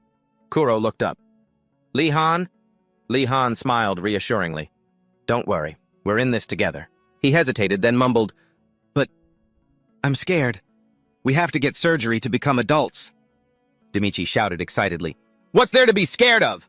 "Let's go." Simon frowned at him. "Why are you so excited?" Demichi immediately replied, "We can get way stronger than we are now." In Area 2, a voice called out, "Hello, kids!" Sasa stood before Lee Han's group and introduced herself. "For the next 5 weeks, I'll be the one looking after you. My name is Dr. Sasa Gray." Lee Han asked in shock, 5 weeks? She pointed to the equipment behind her and answered, "It takes your bodies 5 weeks to become adults. The first 2 weeks will be in the pressure chambers. The following 3 will be for rehabilitation training." Demichi, Simon, and Kuro were horrified. 2 weeks in that thing. Lee Han frowned and called out, "Everyone!" He held out his hand. "See you in 2 weeks." They all looked at him and understood. Then the group shouted together, "Promise!" "All right!" Sasa crossed her arms, watching the scene, and thought to herself, "Incredible. So this is the one Sergeant Red recommended so highly." Demichi gave Lee Han a thumbs up. "You too." Simon curled his lip in contempt. How childish. Suddenly someone called Lee Han's name. 1 week earlier, 2 researchers were conducting an experiment. Kuro and Simon were tied up inside chemical immersion tanks. Demichi was trapped inside one as well. He cursed in his mind, "Damn it, this is disgusting." Lee Han was also submerged in the chemical below. He screamed internally, "I can't breathe." Sasa observed the scene, beginning her mental evaluation. They're overcome with fear. Every kid who goes through this feels the same way. I'm sorry. Just hang on a little longer. You'll all fall into a coma soon. Inject the needle and add the surgical tools once they're comatose. Her hand began to tremble as she monitored the situation. It's been a week now. Luckily, nothing's gone wrong. Today's procedure will be their most critical moment. Sasa looked at the 4 figures in the test tubes, wondering to herself, does humanity really have to go this far, just to deserve to exist? An assistant researcher at her side walked over to check on her. "Dr. Gray, are you tired?" Seeing the look on her face, the female assistant gently advised, "Please go get some rest." Sasa shoved her hands into her pockets and walked wearily outside. She forced her heavy eyelids open, looking around. Sasa went inside and questioned the man casually smoking a cigar. "I thought you said you didn't like kids," she asked, annoyed. "So what are you doing here at my lab every single time?" John's face was cold as he answered her, "Doctor, I'm here to make sure you don't damage my property or kill them." Hearing this, Sasa bit her lip in frustration. She sat down in the chair opposite him and retorted, "There aren't any problems. We're currently in the middle of the phase of inserting the second culture fluid, because what this process really is introducing a second culture fluid containing the dragon soul core, a concentrated liquid that dilutes a dragon's heart." John began to ponder this, and taking a drag from the cigar in his hand, he thought, if the kids are forced to resonate with a dragon core, they should be able to use the dragon's spiritual power more easily. In that case, Lee Han should be able to... Suddenly, the smartwatch on Sasa's wrist let out an alarm beep. Upon receiving the signal, She immediately ran to the lab. John followed right behind her. Sasa urgently opened the door and asked, "What's wrong?" An assistant inside the lab frantically reported the boy's consciousness. She urgently reported Lee Han. "He's regained consciousness. He's in a lot of pain." Sasa's face twisted in distress. She reached out a hand, demanding, "We have to stop this." Suddenly, a hand grabbed her arm. Sasa turned in surprise to see who it was. Her voice trembled as she called out his name. "Sergeant Red, why?" He walked forward and commanded Sasa in a stern voice. "You can't shut it down, Doctor. No matter what that kid has to make it to level 2. On another day in Sasa's private office, she sat across from Lee Han, her hands clasped, and asked, "How are you feeling?" Lee Han smiled brightly and replied, "Thanks to you, I feel great." Sasa, now serious again, warned him, "Listen, there has never been a case like yours before.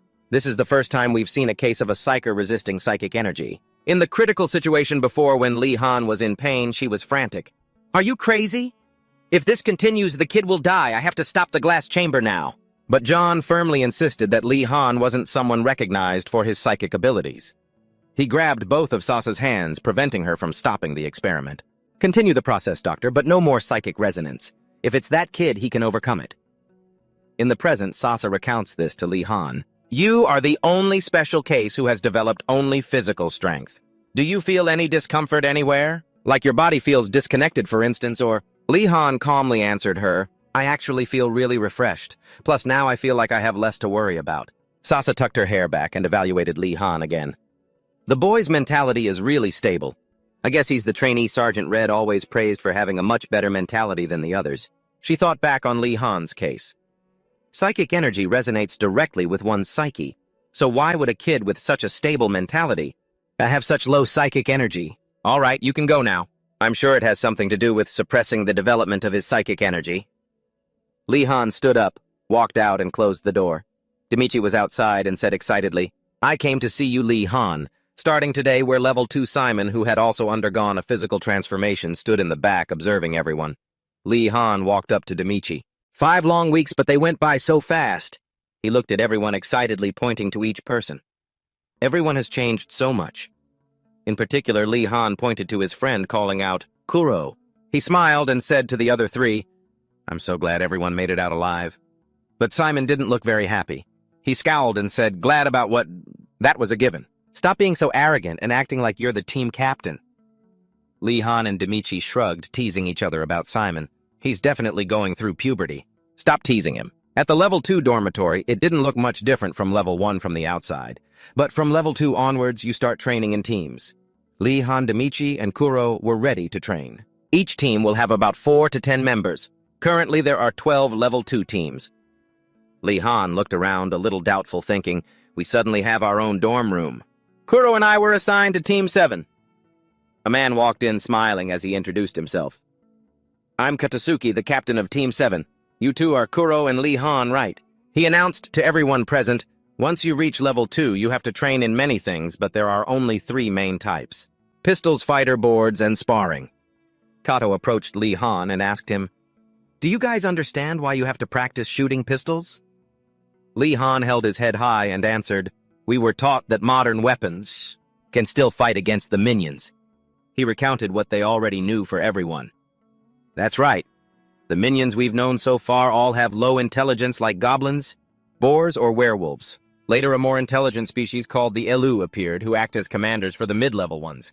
Those Elu bastards can even use psychic energy.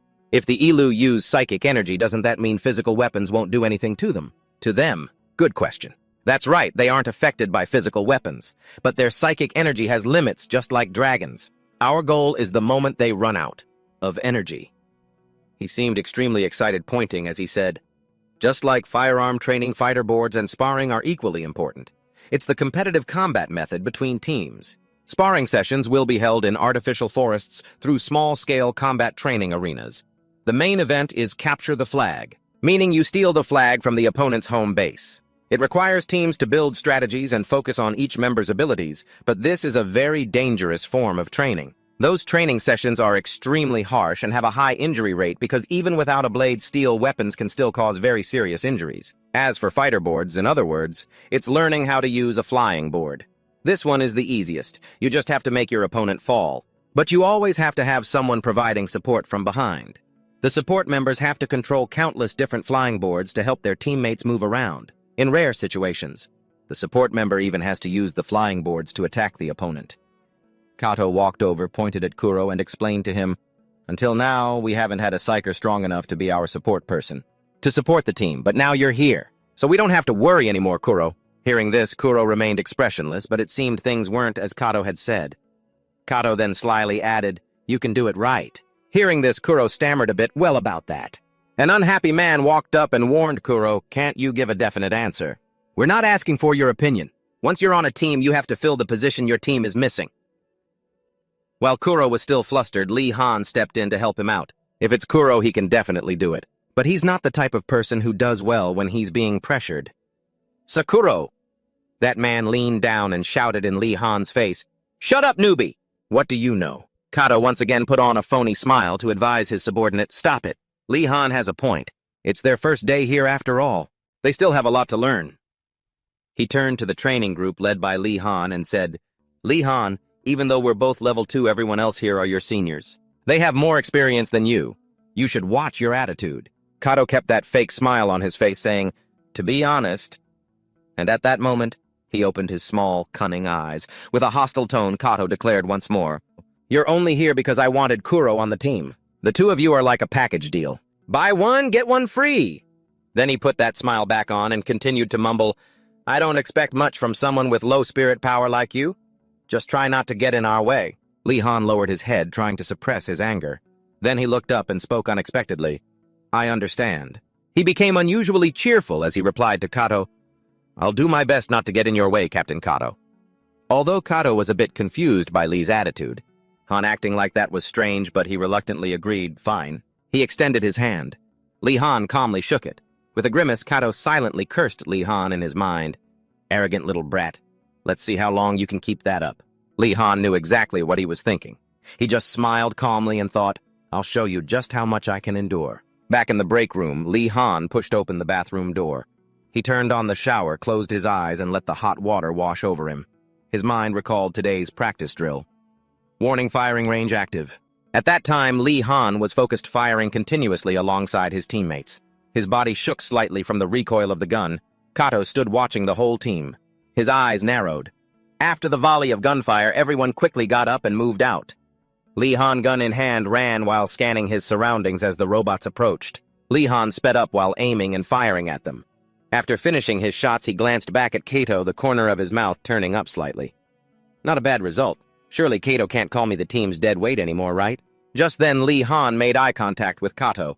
It seemed he had also been watching him intently. The very next second, he turned around and yelled loudly, "Kuro, what are you doing?" Kuro was still standing in the same spot, looking extremely flustered, his limbs clumsy. Seeing this, Kato clutched his head in exasperation. He gritted his teeth and muttered, "Damn it, I'm speechless." Lee Han silently watched Kato's back. The memory ended there. As Lee Han washed his hair, he thought to himself, "Isn't he good enough to be acknowledged yet?" A moment later, the bathroom door was pushed open and steam billowed out. Lee Han, with a towel wrapped around his waist, began drying his hair with his hand. He then recalled the private team meeting. Kato had pointed at him. His eyes narrowed into a smile as he said, "You'll be on the reserve team, Lee Han." The reason he gave sounded very legitimate. In the team practice battle, having too many members means we have to cut down the numbers to be efficient. Our team is one of those with a surplus of people, and we have a lot of close combat fighters like you. Kato stood up from his chair, walked over to Lee Han, and patted his shoulder.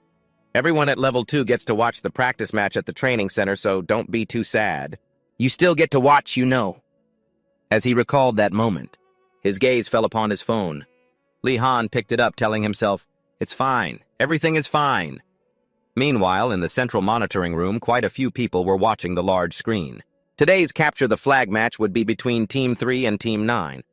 Kato and the blonde-haired team member were also there. Kato even pointed at the screen, smiling as he said, "Team 3 has some new faces, so let's watch them carefully and analyze their strategy." Lee Han had also arrived. His face hardened. "The new face on Team 3, he means Deo Shimon." A screen was showing footage of Shimon's team. A loud shout rang out, "That bastard is Deo Shimon." Many people were focused on Shimon. They started murmuring amongst themselves, A psychic genius. He looks so crude. Out on the field, Team 9 was cautiously looking ahead. Their captain gritted his teeth and said, "Have those lunatics lost their minds? Sending all their members to attack like this?" The captain of Team 3, however, just pointed at the opposing group. He flashed a smug and confident smile. "We've got an unbeatable Esper on our side." As he spoke, Shimon was already channeling his psychic power. "We're going to completely wreck you guys, and we'll easily take all of your flags." The captain of Team 9 angrily shouted an order to his members. "Stop screwing around! Take that guy down before he uses his psychic powers!" Suddenly, they stopped, looking completely bewildered. "Wait, what's happening? Our weapons—" Shimon seized the opportunity and charged forward like a flash of lightning.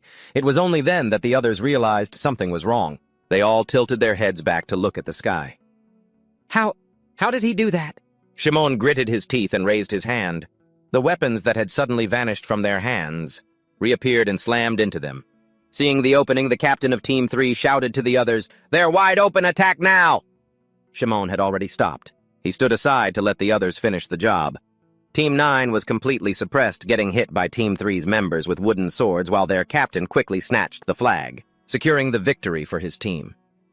There's no need to watch anymore. They had more than enough power to win. Through the screen, Kato, sitting in his chair, pointed towards Kuro. He smiled and said, "Having a talented Esper in a practice match really makes all the difference, you know. The strategy I proposed was pretty similar. We can do this because we have Kuro." He seemed pretty flustered when he heard that guy talk. The next second, Lee Han stepped forward and said seriously, "Captain, I have a different idea." He then bluntly analyzed the recent match between the two teams. Team 9 didn't use any specific tactics. They didn't take advantage of the terrain either. They just attacked with their individual skills and strength. He suddenly paused, his words left unfinished. Kato's expression darkened. His tone turned cold. "If what, say it." His eyes flashed with hatred. "If you were the captain, that's what you were going to say, wasn't it?"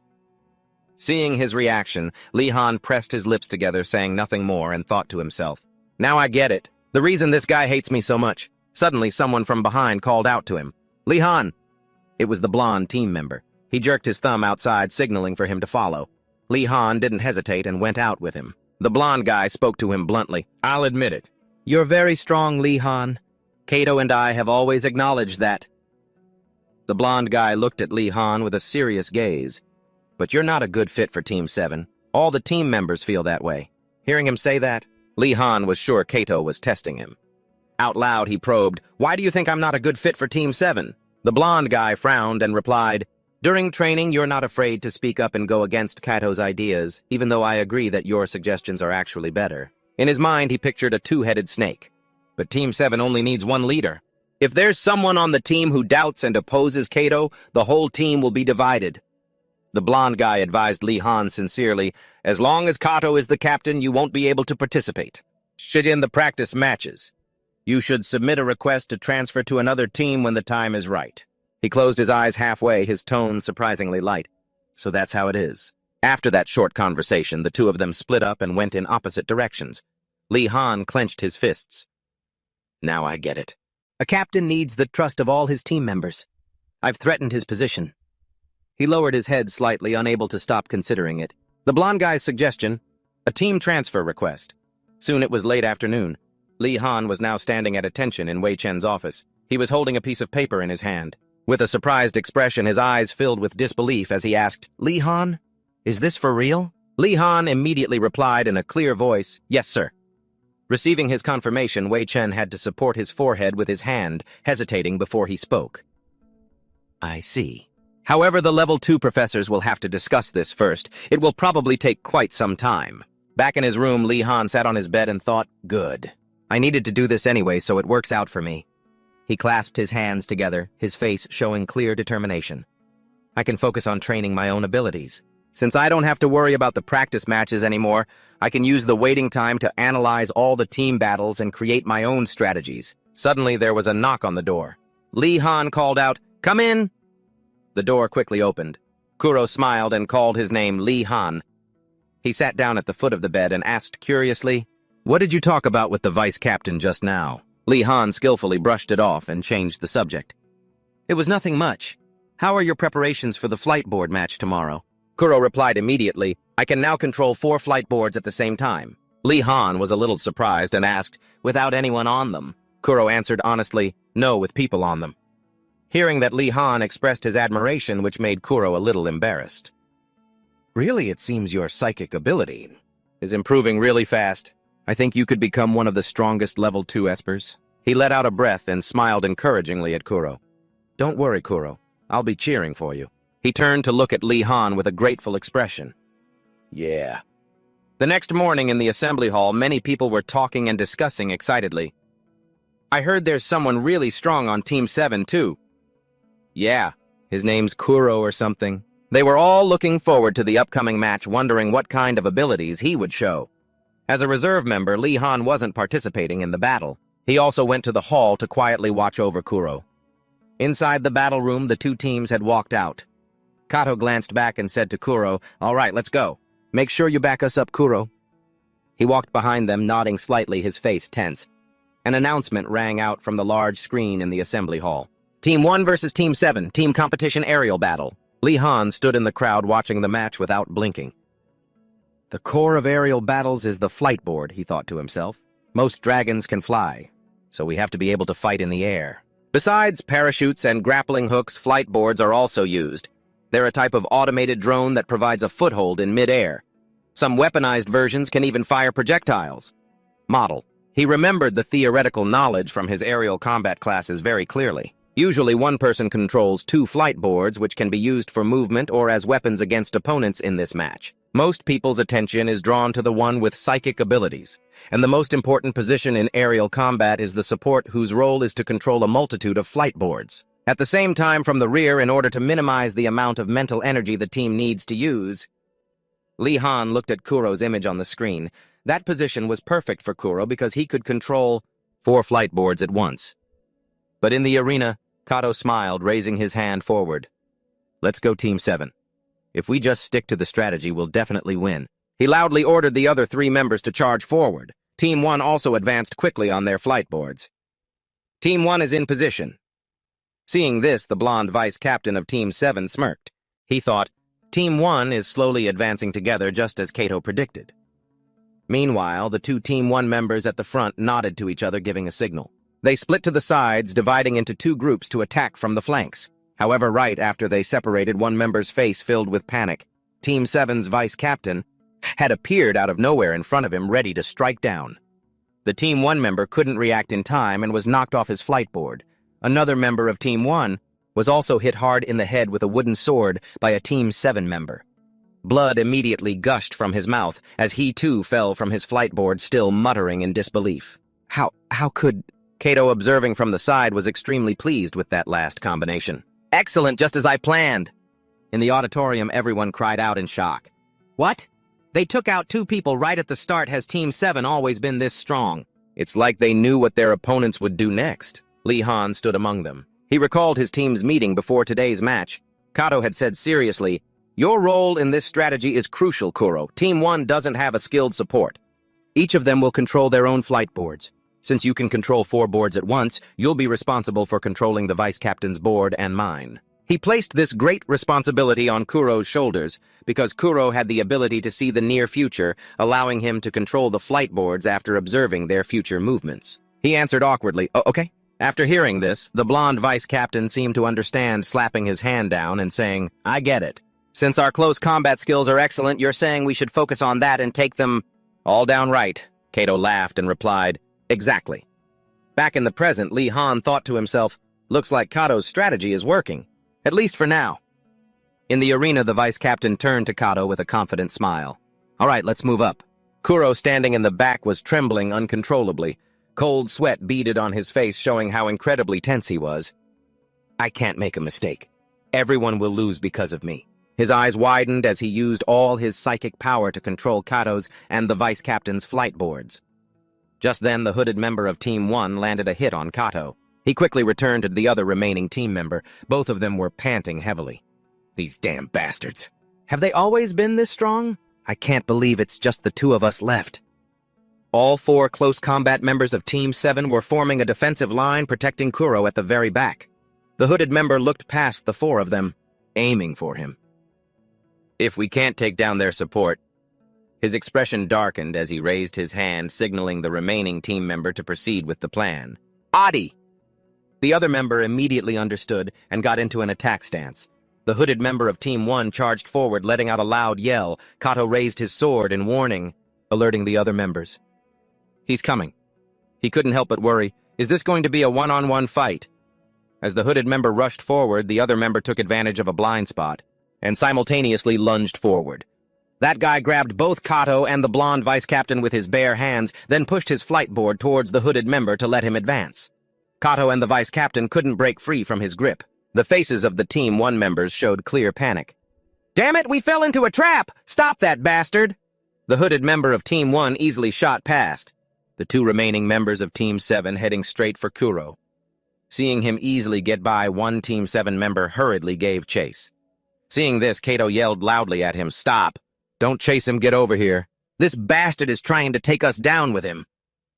The Team 1 member was using all his strength to hold on to him, and the blonde vice captain, sweat pouring down his face. In the auditorium, Lee Han saw the current situation and grew extremely worried. But, no, they have to go protect Kuro. If Kuro gets separated from the team... During the pre-match meeting, Kato had specifically instructed Kuro, flight boards 4 and 8 must always stay behind you. And right now, the hooded member of Team 1 was getting very close to Kuro. He tried to regulate his breathing. Panicked, he still remembered Kato's words. Flight boards 4 and 8. He controlled the two boards, bringing them back. At the same time, he aimed them at the Team 1 member. The two flight boards shot forward, about to slam into him, but he was still determined to attack Kuro no matter what. Up ahead, the other member of Team 1 seemed to have run out of strength. He had no choice but to let go. He went into a freefall to the astonishment of the three Team 7 members. A second later, Kato realized the problem and immediately turned to look behind him. But what was happening back there? The hooded member of Team 1 had knocked out Kuro. He stood proudly looking at the members of Team 7, a smug smirk on his face, because they were no longer under Kuro's control. Kato's and the blonde vice captain's two flight boards became useless. Both of them fell. Kuro was unconscious. With only one member left on each side in the main hall, no one could have predicted the match would come to this. What it's turned into a one-on-one battle. It looks like Kuro is the one controlling their flight boards, but their defense is just too weak. Like everyone else, Lee Han looked up at the big screen. He pressed his lips together, thinking, so that's how it is. Kato's strategy relies heavily on Kuro's exceptional psychic abilities. Even when he was about to be hit just now, Kuro still tried to counterattack. He tried to hit his opponent by controlling two flight boards, but they never made contact with the Team 1 member. Feeling the heat behind him, the guy turned his head to see both flight boards exploding in flames. Kuro was cornered, his whole body trembling in panic. The Team 1 member let out a sigh of relief and raised his wooden sword. That's too bad, Lee Han thought to himself, recalling Kuro's tense state. Kuro must have been fighting under incredible pressure to make a mistake like that in the end. A few minutes later, an announcement blared from the screens, mixing with the roar of the crowd. Team 1 wins. Lee Han quickly left the area. His expression was firm. If I were the captain, I wouldn't leave Kuro to fend for himself. Time flew by, and 3 weeks later, Lee Han was once again standing in Wei Chen's office. He spoke with a serious tone. Lee Han, regarding the application you submitted. Wei Chen looked directly into Lee Han's eyes. Your proposal to form a new team has been approved. Lee Han's face had been tense as he awaited the verdict. Upon hearing the approval, he pressed his lips together, finding it hard to believe. It was actually approved. Wei Chen handed Lee Han a piece of paper explaining briefly, because your leadership evaluation at level 1 was outstanding, all the instructors agreed to give you a chance. I suppose they want to test both your reputation and your resourcefulness. Lee Han took the paper. He read the conditions for forming a team carefully. 1. A team must have more than 4 members, including the captain. 2. You have the right to recruit members from an existing team unless they refuse. He calculated silently in his head. If I follow these conditions, the other captains will hate my guts. They've already made preparations to avoid losing their core members. Lee Han didn't seem to mind that at all. He clenched his fist. So, you're saying I should just do what needs to be done? Seeing this, Wei Chen grinned and complimented him. You're as sharp as ever, Lee Han. I'm expecting great things from you. Leaving Wei Chen's office, Lee Han was inwardly thrilled. My own team. His thoughts immediately went to Rose and Kuro. The first members that come to mind are... But his mood soured the very next second, so much so that a passerby turned to look. But Rose isn't here. All right, I'll start by talking to Kuro then. Suddenly, Lee Han seemed to remember something. He stood up straight, a hopeful look on his face. There's one more person. A moment later, Lee Han was standing in front of a break room knocking on the door, which was quickly pushed open. Dimichi looked quite surprised to see him. Oh, what's up? Damn it! Kato cursed, feeling utterly helpless. He was furious. Our rank keeps dropping because of Kuro, one of his team members lamented. We should have tried harder to get Simon on our team. Kato had to nod, acknowledging his rival's strength. Yeah, Simon's the real deal. Both his fighting skills and his psychic abilities are top-notch. He can take on 2 or 3 people at once. Kuro can't do a single thing on his own. His stats are a complete joke. However, Lee Han had been listening from a corner and heard their entire conversation. I just don't have anyone to replace him, so I have no choice but to keep him on the team. Dimichi asked curiously. So you're planning on forming a new team? Are you planning to recruit anyone else besides me? Lee Han didn't hide it. Kuro, I started this whole thing with the conviction that Kuro would be on my team. But Dimichi looked worried after hearing that. No team captain is just going to let you poach their members. It's not that easy, he pointed out sharply. But Dimichi, you still haven't given me an answer. Dimichi scratched his head, looking a little conflicted. Look, I really appreciate the offer, but my answer is no, Lee Han. I'm the next captain of Team 5. I can't just abandon my guys now. Lee Han was stunned for a few seconds after hearing that, but he understood and didn't press the issue. I get it. Dimichi looked at his friend guiltily. After a moment of hesitation, he added, I'd rather be your rival than your teammate. It's more fun that way. Dimichi gave Lee Han an awkward smile. Far from being upset, Lee Han actually looked intrigued. Lee Han stepped closer and warned, Just don't come crying to me when we're opponents and I beat you to a pulp. Dimichi, full of resolve, shot back, Next time I'll be the one breaking both your arms. As Lee Han was walking down the hall, he could already hear the whispers. Look, it's Lee Han. He really wants to be a captain that badly. Well, what an arrogant jerk. But he couldn't care less. Say whatever you want, he thought. When the news that I was forming a new team was announced during the final Level 2 round, all the team captains started staring at me just as I expected. Kato in particular was so furious, his face was contorted with rage. Lee Han, is this how you stab me in the back? I don't care if you leave my team or start a new one, but I will not let you have Kuro. His team members were just as fired up. But Kuro's reaction was completely different. Lee Han declared loudly, Kuro will never reach his full potential under your leadership. But Kato remained completely confident. Don't pretend you know what's best. Kuro will continue to improve and become a core member of Team 7. Are you going to ask your opponent to wait just because you're not ready? Wait. I'm sure I can bring out his full potential immediately. A commander has to win even with limited manpower. No matter who you blame, it won't change the outcome. Provoked, Kato grabs Lee Han by the collar. You bastard! No matter what you say, I'm not giving Kuro to you, Lee Han replies without a hint of fear. That's not your decision to make. It's Kuro's. Kato immediately turns and yells at Kuro. If you leave, I'll kill you. Suddenly threatened, Kuro turns pale with fear.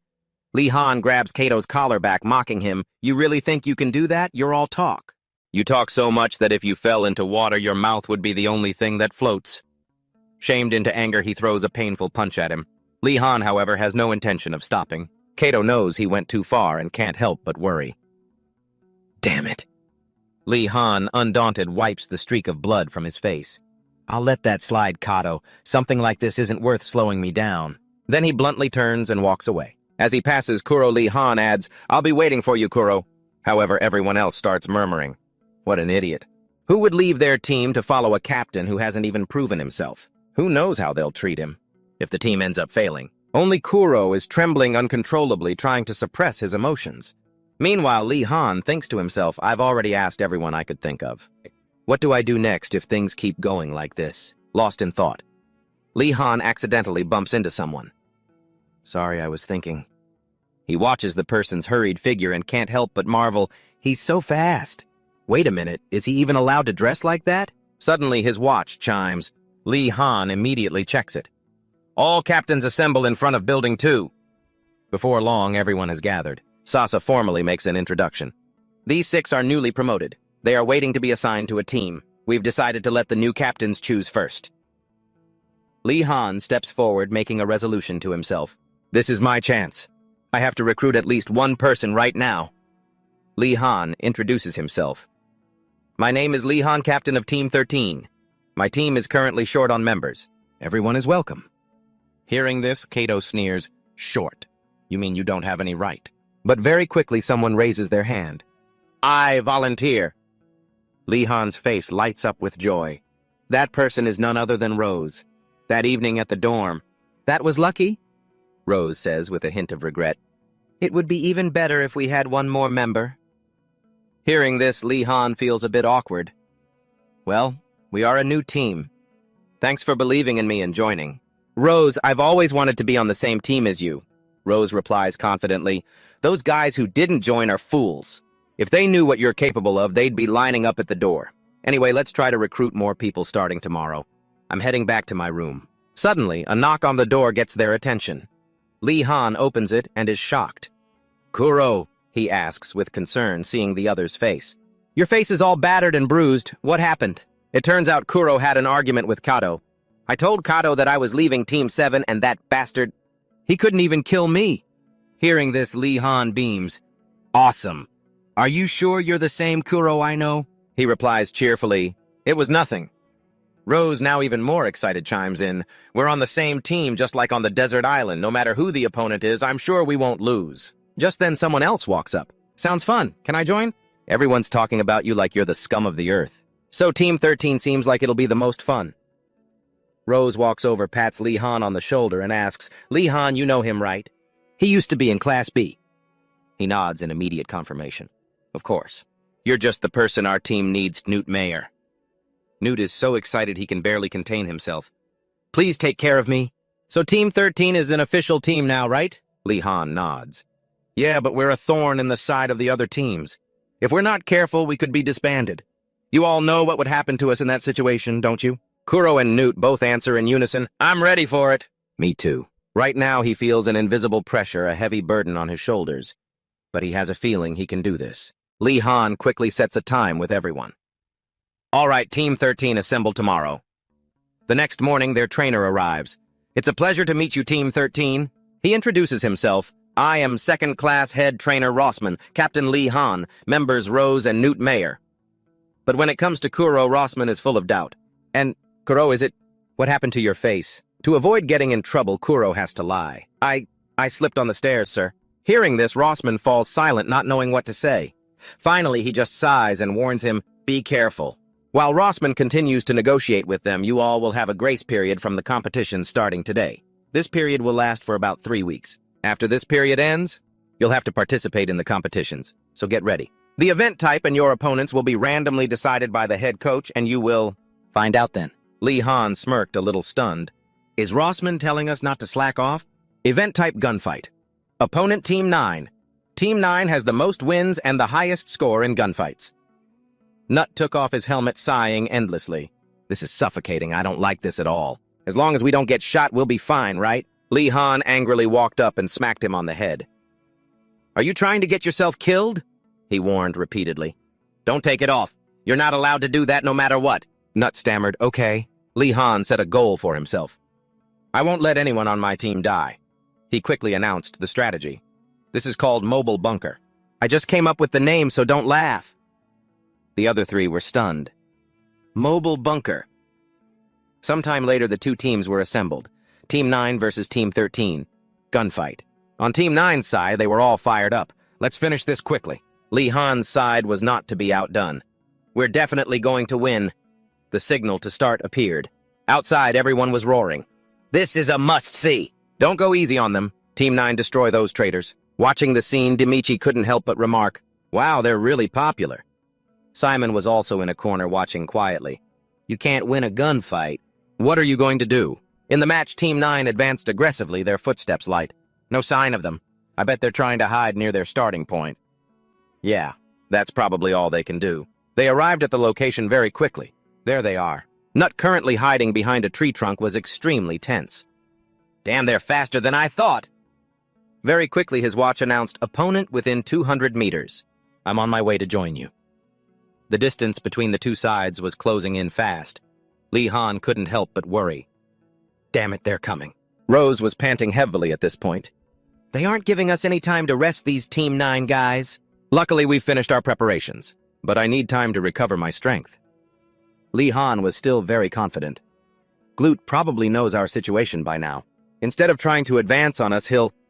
Just as he finished speaking, a jolt of electricity shot out. Nut on the other side was hit in the leg. He cried out in pain endlessly. A member of Team 9 quickly spotted him. Over there. Nut could only tremble from the immense pain. It hurt so much, damn it. He glanced at the group running toward him. Then came a volley of gunfire. No, his goal was to hit at least one of them. The Team 9 members hid behind trees and couldn't help but mock him. Who do you think you're going to hit shooting like that? A moment later, an exhausted Nut collapsed to the ground. It seemed in that moment that he noticed something. A spray of bullets flew towards Nut, and he quickly dodged behind a tree trunk. According to the plan, I have to regroup with the team, but with this leg, I'll just drag them down. So it's best if I buy some more time. Meanwhile, Team 9 started to feel that something was off. Why is there only one of them? There are only 4 of them anyway. What's the point of scouting? Let's just end this with a direct fight. I'm rushing in, cover me. On Lee Han's side, he saw that the time was right and started to make his move. We should get started, too. Thanks to Nut, we have enough time now. I'm sure Nut is injured, but he must have decided to buy time instead of regrouping with us. Rose praised him endlessly. Thanks to him, we've fully recovered. A moment ago, I really didn't have any strength left to fight. Kuro next to Lee Han said sheepishly, well, that's because we used force fields and fire to cut down the trees. It turns out they weren't idle before. They were carrying out their own plan. Lee Han led his teammates with confidence. Now it's time to use these. Outside, the crowd was in an uproar. Team 13 is on the move. What the hell are they doing? Are they cutting down that tree? Are they making a shield? Both Demichi and Simon had the same thought. This kind of strategy was only possible thanks to Kuro. Without planning it, they both looked at each other. Meanwhile, on Knut's side, the fight was still raging. Just when it mattered most, his gun ran out of ammo. That only made him panic more. Damn it, reload! Knut now has a member of Team 9 pointing a gun at him. You're really all alone, huh? I thought it was a trap, but it's just a stupid strategy. Outside, Demichi was also watching intently. A member of Team 13 is down. They're holding out for a long time. Now all that's left is that wooden shield. Can they really win with that thing? Simon didn't think so. This strategy has a weak point. I'm sure Lee Han realizes it. Right now in the match, Team 9 is completely bewildered, firing non-stop. What is that thing? They're getting closer and closer, but we can't stop them. They must have realized our weakness. Because we chose our 4 members based on shooting ability, none of us have strong enough psychic power to make that thing explode. He knew that. Team 13 has now completely overwhelmed their opponents. Damn it, hide behind this tree. We have to stall for as long as possible. I'm sure their psychic member will get tired eventually. Lee Han had already predicted that. Yeah, I'm fully aware of that weakness. But this wooden shield was just to let us get close enough for Joe to use his combustion ability. The entire nearby area soon caught fire. They watched the thick smoke billowing in a panic. A sudden fire. So much smoke. Outside, everyone was buzzing. Is that a combustion ability? Team 9 is completely covered in smoke. Is this even allowed in the match? Joe then reported, There's enough smoke, Lee Han. Those bastards can't see a thing in front of them anymore. Lee Han was very satisfied. Good. I'll leave the runners to you. The members of Team 9 were coughing uncontrollably when suddenly Lee Han attacked. The remaining members were still in a daze. They took out 2 of us. Stay calm. Those guys can't see us either. However, no sooner had they said that than they were hit by bullets. Even now, they were still stunned. What? Both Lee Han and Kuro spoke in unison. We have eyes that see everything. Lee Han didn't stop continuing his assault. Before long, the announcement rang out. All members of Team 9 have lost the ability to fight. Team 13 wins. Everyone cheered happily. How did they do that? Kuro threw stones to show where they were standing. And that Lee Han guy, his shooting is incredible. Demichi couldn't help but get excited. They did it! Simon couldn't believe his eyes. Lee Han! Kuro! Those bastards! Joe and Kuro gave Lee Han a thumbs up. Lee Han gestured back at them. From a distant corner, Rossman had observed everything.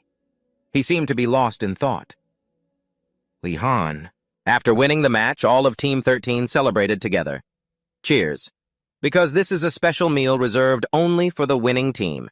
You really deserve this for all the hard work we put in. Pretty cool, huh? You even got shot. Anyone who hasn't been shot isn't allowed to join, you know. Right now, the person who helped us win is Joe. He joyfully introduced our Captain Lee Han. Please tell us how you're feeling right now. Lee Han, suddenly put on the spot, was a bit flustered. After calming down, he spoke up. Thank you, everyone. It seems like the strategies during the match were a little overly stressful, but I think it was thanks to everyone's hard work that we were able to win. Everyone on the team was listening intently. Kuro's face was filled with anticipation, and Joe was no exception. Kuro kept cheering him on. It wasn't that stressful. Those strategies were awesome. Lee Han also gave an overview of the battle situation. We were lucky because our opponents were very strong. But they were also very predictable because most of the members of Squadron 9 are highly skilled in shooting. Knut gave a thumbs up. Amazing. The ability to predict the opponent's composition, just as I expected my ability to judge others, isn't wrong at all. But a sudden pang of pain made him tremble. Joe asked with concern, Do you need to rest? Even though his forehead was covered in sweat, Nut acted like he was fine. This is nothing, even if I were on the verge of death. I wouldn't miss a party like this. Meanwhile, in a certain room with the lights still on, Rossman was deep in thought. He found it incredibly hard to understand. He'd paired them against Squad 9, never expecting they could actually win. But I wanted them to lose at all costs. I have to put pressure on them before they start thinking they're special. Which team would be suitable? Squad 7? If it's Squad 7, they'll use all of their energy, trying to crush Squad 13. But what if Squad 7 loses too? In that case, I just need to find a way to make it impossible for them to lose. Meanwhile, in his room, Lee Han couldn't fall asleep. I can't sleep. There were times in the past when I couldn't sleep either. It was because I was worrying about the day's events. I have some amazing teammates, so I should stop worrying. No matter who my opponent is, I'll take them down one by one. And now another match begins, Squad 1 versus Squad 13. An amazing battle. A member of Squad 1 asked, Everyone still remembers our strategy, right? We need to be careful. When it comes to mental power, Kuro and Jose are top class among the second years. The two of us have to hold them back. Their mental power is strong, but you just need to make them lose their cool so they can't focus anymore. Got it. As for the others, I don't know what their combat abilities are like, but they won't be a problem because we have the strongest member who's also our captain, Ak. Observing the situation, Demichi couldn't help but sigh. Just how much does the coach hate them? I can't believe they can beat Squad 1 after that firefight with Squad 9. If they want to win, the only way is to take down that captain, the one wearing the headband. But he's a monster. It's tough to suppress him even with 2 or 3 strong people charging straight at him. With him leading the charge, they'll easily take down the long-range support and sweep through all the remaining opponents. Squad 1's specialty, the tank, rushes forward. Demichi was eagerly waiting to see what strategy Lee Han would ultimately use to deal with this incredibly difficult situation. Simon next to him was a bit annoyed. Can you just watch and shut your mouth? And why are you standing so far away from me? Just then, a member of Squad 1 froze. Why, is that Kuro? The Captain Ak asked. What should we do? We can't see Lee Han either. Realizing this, Lee Han advised, Don't be so tense, Kuro. Kuro was now frozen, just mumbling mechanically. Nude spoke confidently. Don't worry, we'll protect you no matter what happens. Joe also cheered him on relentlessly. Both of us will. A member of Squad 1's face darkened. Just keep going like this. No matter where that guy is hiding, he won't be able to find a weak spot in our formation. Move forward! Lee Han was still observing the battle silently. Turns out he was standing on a tree branch. Winning! It means we have to wipe out the enemy. We just need to take down their designated captain. Squad 1 was now charging forward with fierce determination, but Squad 13 was not to be outdone. A member of Squad 1 saw Joe launch an attack and was bewildered. No way. Joe's eyes flashed. He was agile enough to dodge the opponent's attack. Meanwhile, Nude was facing his opponent head-on. High above, Lee Han silently observed the state of the battle. He immediately winked, giving a signal. Good, almost there. Are you ready, Kuro? Kuro nodded confidently. There's nothing to worry about. We've practiced more than enough. After receiving the signal, Lee Han leaped down. At that moment, the Captain Ak also appeared. His presence was so overwhelming that even Nude and Joe felt a little intimidated when facing him. Captain Ak alone was able to easily lift both of them up. A member of Squad 1 saw this and was very pleased. Great, we have this under control. Just as they were gloating, Lee Han swooped down at high speed. Kuro is ours. He was now very close to them. Two members of Squad 1 took the opportunity to attack Kuro together. Victory is ours. But Kuro's gaze remained steady, looking upward. A member of Squad 1 started to feel suspicious.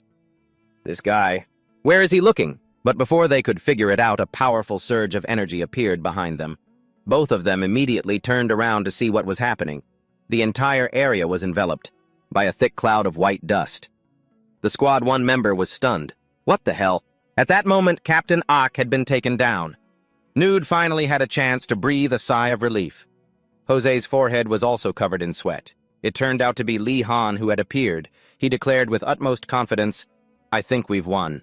At that moment, everyone watching from the outside was dumbfounded. The battle was over. Squad 13 is victorious. What did he just jump down from that tree? That tree is as tall as 5 buildings stacked together. I don't care if he's risking his life or not. But this is a bit much, isn't it? He's really lost his mind. But damn, he's so cool. Damn it. Everyone is screaming with joy. Demichi looks at the crowd and scoffs. The same people who were cursing him out not too long ago. I see now. It's because he always shows them these kinds of incredible, unexpected skills. Everyone can't stop praising that team captain. That was amazing. Who is he? He's Lee Han from Team 7. Why doesn't he participate in matches like this more often? What is the captain of Team 7 even doing? How could they not keep a guy like this in the spotlight? Hearing these words, Kato gets even angrier. It looks like he's not the one getting any praise from the crowd. Time flashes back to one day before the tournament with Team 1 began. Lee Han was training his aerial moves diligently, while Kuro was focusing on his own skills. Lee Han then noticed his teammate. He walked over and couldn't help but praise Kuro. "If you keep this up, the real battle will be a piece of cake." "As expected, you're amazing, Kuro. I think you're better than me." "Are you scared, Lee Han?" "That's right. If we lose, you'd better watch that nose of yours. Tomorrow decides the survival of our team. It's really hard to control people with telekinesis, but if it were easy, then all telekinetic users would be able to fly." Kuro nodded. Finally, Lee Han briefly explained his plan again. "Tomorrow, I'll jump from a high place to ambush them. When I do, you control the speed of my fall. Just make it so neither I nor they end up dead." In his heart, he told himself, "I believe in you, Kuro." However, things didn't go smoothly. Kuro clasped his hands apologetically. "I'm sorry. It's my fault your arm is broken." Lee Han quickly reassured his teammate. "It's okay, Kuro. At least no one died, right? Besides, that was a difficult thing to do. You did a great job." That apology was more than he could have ever imagined. Newt, who was next to them eating a piece of chicken, said, "Don't blame yourself too much, Kuro.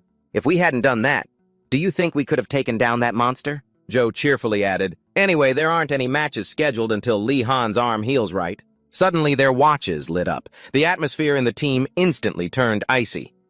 What? What is this?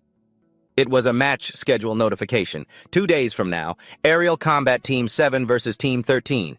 Just then, the sound of hurried footsteps echoed in the hallway. The person seemed very anxious, as if they were heading for a specific room. Rossman seemed to have heard the noise as well. When he saw the door open, he wasn't surprised at all. Well, I didn't think you'd come. Katosuke." Kato was panting, having run in a hurry. The next morning on the field, the arguments of Team 13 echoed.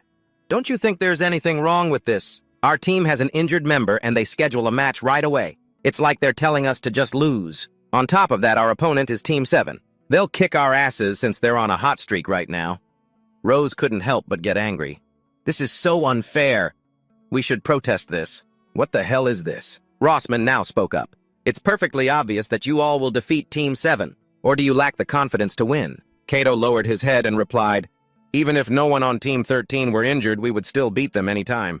He looked him straight in the eye and asked, "So you will win, won't you?" After leaving the room, Team 13's Captain Suki couldn't help but think angrily, "Damn it, he didn't listen to a word I said." He sighed. Kato silently returned. Outside on the field, Lee Han voiced his opinion. "There's no point in us complaining about this. The only thing we can do is win. To be honest, I haven't figured out a way to win yet, but I'm sure I'll find one before the match starts." Just then, Kato suddenly approached. "Interesting. I hope you're not just all talk, Lee Han, but are you okay with that arm?" Lee Han confidently asserted, "It's a disadvantage for me, but against your team, I only need my right hand." Enraged, Kato walked up and warned him, "No! A battle isn't something you can win easily with last-minute preparations. If you're too nice, you'll find it hard to win. You know that, and yet you answer back without any fear. I'll prepare a special strategy just for you." If you're not serious, we will make you suffer. But shh. He was so embarrassed he got furious, pointing straight at me and yelling, "I'll kill you, Han! You and Kuro too!" Lee Han just growled as if warning Kato. He was so angry his face looked like it was about to twist out of shape.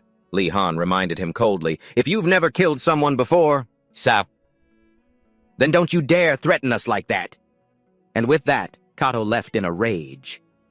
"Okay then, just you watch," Jose yelled at his retreating back. What a bastard. Lee Han was also on guard. He's no pushover. Now let's head to the training room. Just like that, the group moved to the training room. Lee Han tried to deploy his power, but in the end he still couldn't do it. Lee Han wiped the sweat from his brow, a sense of worry creeping in. This is trouble. Even when I'm in my best condition, I can only control 2 flying sigils. And now I can only manage 1. Suddenly he turned his head as if realizing something. Jose is using his firepower. It seems he's also having a hard time controlling 2 flying sigils with ease. We can only rely on Kuro. But I don't want Kuro to have to carry the team like this. Even though Team 7 doesn't have a strong support, they're still a well-balanced team. Their morale is high and their strategy is pretty solid. With Kato leading them, Team 7 is a strong team. There's no way we can beat them. Joe walked over and called out to Lee Han, "We've got a problem." A few seconds later, he had deployed his skill. Jose offered his opinion. "In an aerial battle, there's nothing to burn. I don't think my firepower will be very strong then. Besides, with each of us flying all over the place, I don't think I'll be able to hit my targets easily." Meanwhile, in a corner somewhere, Lee Han was also watching silently. Are they having trouble with those skills? A member of Squad 7 sounded smug. "I don't think we need to worry about a thing, Kato." Kato nodded in satisfaction as well. "Of course. It's our winning strategy. There's no reason for us to lose. Victory is 100% ours right now." Everyone watching on the monitors couldn't help but be surprised. Why is Squad 13 still competing? Isn't Lee Han injured? They don't even have any air combat experience. Squad 7 versus Squad 13, match day. Demichi stroked his chin deep in thought. It's almost like they were set up to lose. That teacher is such a bad person. Instructor Rossman. Simon was also quiet, lost in thought. This time, the 2 of them were standing near each other again. Simon turned around, annoyed. "What are you doing?" Demichi avoided his gaze, not daring to look. "Well, you told me to stand next to you." He was losing his patience. "You're getting on my nerves." Rossman tries to adjust every team's win rate to around 50%. The matches and the conflicts between the squads are decided based on his analyses. Even for him, it'll be difficult to win this one. Lee Han. By now, all of Squad 7 had assembled. Squad 13 had done the same. Kato was now brimming with a destructive aura. "Come on, let's annihilate them. Show them what we're made of." Just then, Lee Han checked in. "How you doing?" "Joe," he answered confidently. "Feeling great. I'm going to burn everything to the ground, so don't you worry." Lee Han nodded, full of confidence. "I'm counting on you to shine because you're the core of this strategy." And with that, the announcement rang out. "Begin each squad, launch your flying boards." In an instant, a fleet of flying discs appeared. Everyone watching on the monitors was horrified.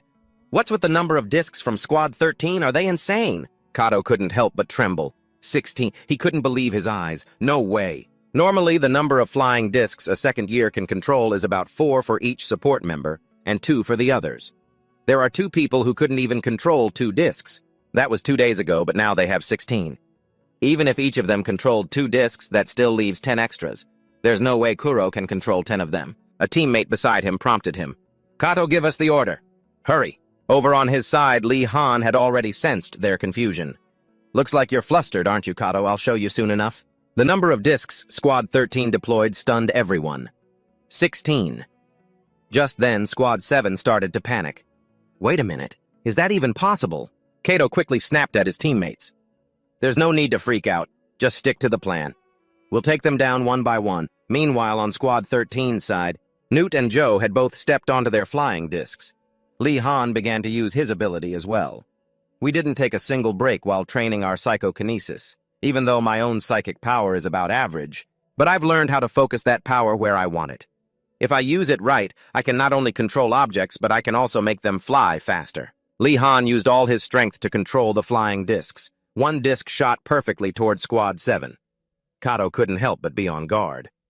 "You're insane. Are you planning on using all those boards as projectiles? It may be fast, but unless it's coming straight for me, I can easily dodge it." However, back when they were training, Joe had brought something up. Since there are no flammable materials in aerial combat, I didn't think my combustion ability would be useful. And this was the moment to prove that wrong. Joe, when we're fighting in the air, I thought of something we can burn. Just then, a massive flame erupted right where Squad 7 was. Is that? That was followed by a deafening explosion. Both Demichi and Simon were stunned. Everyone was in an uproar. What the hell was that? Did they just blow up a flying board? How much does one of those things cost? That's more than an instructor's monthly salary. They all roared in unison. Who cares? Let's blow them all up. Lee Han continued to repeat the motion. Joe readied his ability as well. And just like that, Lee Han threw the flying board forward with all his might. Joe timed it perfectly, igniting it. Another explosion erupted. The members of Squad 7 who couldn't dodge in time were sent flying. Kato roared in anger. Damn it! Stop them. They're blowing up all of their boards. A team member hesitated. But if we get any closer, we'll get caught in the blast. Just then a figure came running frantically from the sidelines. Rossman was in a panic, shouting, "Stop it right now!" Kato, who seemed to have lost his mind, just kept screaming amidst the explosions. Lee Han... Rossman's face darkened. The atmosphere suddenly turned ice cold. Lee Han couldn't help but feel tense. He called me up here, just to stare at me for 10 minutes straight. Dealing with Sergeant Red is way easier. By now, he would have already let loose a whole tirade of curses at me. Rossman put a hand to his forehead, looking troubled. This is very awkward to bring up. But Lee Han didn't dare react, listening in silence. Rossman got straight to the point. Do you have any idea how much a single one of those flying boards costs? Lee Han didn't hesitate to admit it. I know they're very expensive, Rossman added. If you weren't a member of the Corps, you couldn't pay that debt off in your entire lifetime. This is totally unfair, sir. Didn't you call me here to talk about my strategy? Rossman was at a loss for words. He held his head in frustration. Basically, it doesn't break any rules, but can't you see how controversial this is going to be? Some coaches might praise you for coming up with a creative strategy to get around the rules, but I'm not one of them. The next time you plan on doing something like this, make sure you let me know beforehand. Lee Han obediently complied. Understood. Sir, can I ask you one more thing? Rossman replied quickly. Go ahead. Lee Han spoke with determination. If we were fighting dragons, this strategy wouldn't be controversial and you wouldn't be asking me how much the hoverboard costs. We have to win no matter what it takes. Isn't that the purpose of this training? Hearing this, Rossman wasn't angry at all. Instead, he burst out laughing. Ha ha, you've got me figured out! You talk just like someone I know. That's a good attitude, Lee Han. I'm looking forward to your future matches. You may go now. Just as Captain Lee Han stepped out the door, he ran into Kato, who looked furious. Flashing back to the match, a fired-up Kato charged at Lee Han. The hoverboard shot out from Lee Han's side, but Kato charged forward without a moment's hesitation. And just like that, another explosion erupted. Lee Han saw his opponent approaching, but he wasn't afraid in the slightest. Kato was shocked when he suddenly grabbed him by the waist. This bastard! He wants to fall with me, he said with a scornful voice. Even if you win with that cowardly strategy, no one will praise you for it. But Lee Han's attitude was completely indifferent. That's for others to decide. Did you just wait here to say that to me? Suddenly exposed Kato was a bit embarrassed. I was just passing by. Who would want to wait for a bastard like you? He then declared, I will definitely crush you by then. So don't you dare lose to anyone else. Lee Han simply walked away quietly. All right. Soon he returned to the room where everyone was waiting. Welcome back, Captain. Lee Han raised a hand in greeting. Kuro cheerfully announced, They've declared us the winners. Joe finally let out a sigh of relief. I was worried it was against the rules. Newt added with a sigh, It wasn't, but it must have been a close call. Joe suddenly looked at his watch. Kuro asked worriedly, What's wrong, Joe? He then voiced his concern. Doesn't it always happen when we're celebrating? This thing, right on cue, of course. However, when everyone received the notification, their faces turned pale. Match schedule. In 7 days, capture the flag Squad 5 versus Squad 13 following a direct declaration of war. They're pitting us against the strongest team in that event. That's Rossman for you. It's just one thing after another. Demichi was still training hard on the field. So refreshing. It's so hot I need to take a shower right now. Just then someone approached. It was the former captain of Squad 5. Demichi suddenly called out to him. Huh. Wait, Captain. I mean former captain, since I'm the captain now. Are you ignoring me just because you're a third year now? Squad 5 is doing great, you know, because I'm the captain now. But at that moment, Demichi realized the other person seemed furious. The former captain of Squad 5 was radiating killing intent. Get lost. Before I kill you. Demichi was utterly confused. What's wrong with you? What happened? No, tell me the details after we fight. Li Han was now fighting fiercely, but it seemed to be a struggle this time. He panted heavily, thinking to himself, what the hell is wrong with this guy? He's too strong. That person was none other than Jinglang. One moment she was standing in front of Li Han, the next she vanished with a whoosh gone without a trace. Jinglang lunged forward and struck Li Han with her sword. He cried out in pain and soon collapsed to the ground.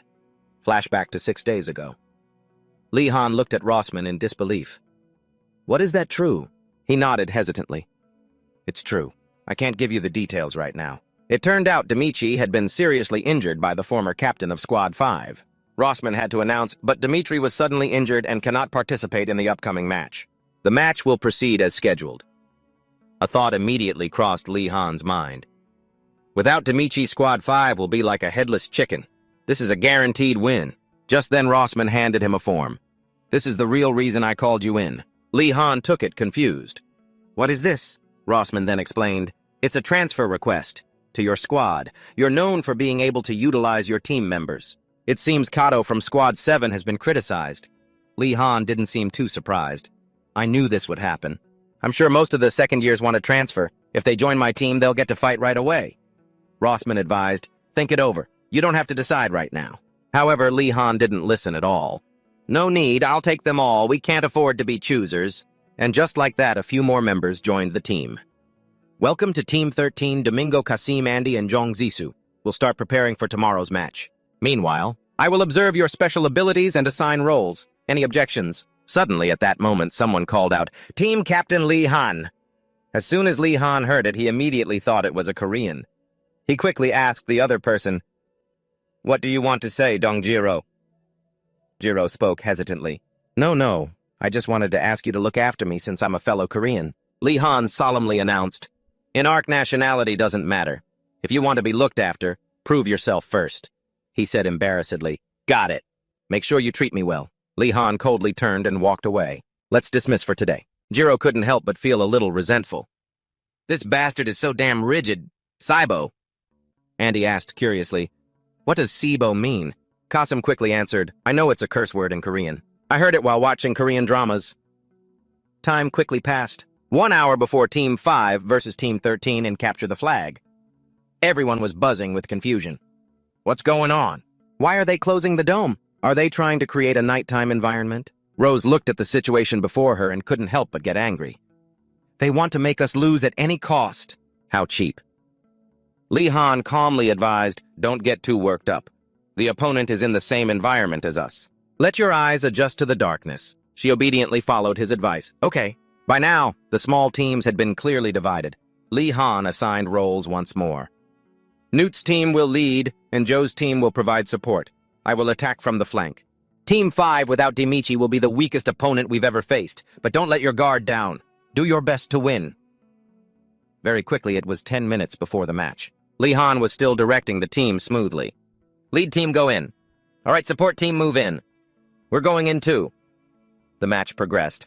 5 minutes before the end, everything was still going very smoothly. Good, we're almost there. Li Han asked to confirm the situation. Is Team 5 completely eliminated yet? Newt observed for a moment, then reported, Not yet, over by the flag. He pointed to the other side to show them. Indeed, there was still one person there. It was none other than Silence. Jiro was stunned. He's the only one who survived. He just stood there and watched while his teammates were beaten. However, Silence simply walked over and took out 4 members of Team 13 in one go. Li Han couldn't believe the scene before him. What the Kuro pushed him and warned, watch out, just like that he was sent flying. Li Han could only stand there and watch his teammates get taken down. At that moment, he realized the opponent's skill. A damn teleportation ability. I don't even have time to be surprised. Li Han immediately raised his sword, readying himself. Jiro beside him couldn't help but get angry. We can't even get close to him. He rashly charged in to fight. Jiro, now very confident, swung his sword. However, Silence just lightly leaped up high to dodge. Jiro missed, making him even angrier. Shit! But while he was distracted, he was taken down by a kick from Silence. Soon, Jiro was lying still on the ground. The people outside couldn't help but buzz. Is Team 13 completely wiped out? But who's that kid with the bone mask? That bastard! Isn't that the rumored Silence? Silence, silence, silence. Is it really silence? Simon was also very confused. Silence. If it's that silence, then... During training, his central nervous system was damaged and he lost the ability to speak. But after that accident, his combat ability developed at an abnormally fast rate and he became an experimental subject. That grade 3 guy, a grade 3, is that strong. Letting a grade 3 participate in a grade 2 match isn't that against the rules. At this moment, Lee Han was trembling uncontrollably. Hearing the sound, Silence quickly turned around. He was trying his best to get up. Lee Han didn't hesitate to face him directly. I don't know who you are, but I have no intention of losing Mr. Bone Mask. The hand Lee Han was holding his sword with also began to emit energy. His two eyes turned ocean blue. Lee Han's condition was gradually recovering. Silence isn't worried in the slightest. She's ready to take them on. The two of them were prepared for battle. Simon, watching the scene on the monitor, couldn't help but get angry. So that bastard was just keeping quiet all this time. She's on a completely different level from the other level 2s. Given the current situation, there's no way to win. So what are you going to do? Lee Han couldn't help but worry. If I can't block her next attack, it's all over. But I'm not going down that easily. Okay, let's analyze what just happened. She can move about 15 meters in an instant. Considering the energy it must cost for such a big move, it's plausible she could move like that. Twice in a row. The objective is to capture the flag, not to defeat that bastard. If I can just stall her for a moment, I can win. And this is my chance to stop her. At that moment, Silence began to advance while Lee Han was silently calculating his strategy. That's it. When she uses her ability, the space around her starts to blur. The space in front of Lee Han suddenly went empty. He counted silently in his head. 1, 2. On the final beat, Lee Han dropped easily, dodging. 3. Silence was caught by surprise. Lee Han seized the opportunity and immediately launched a counterattack.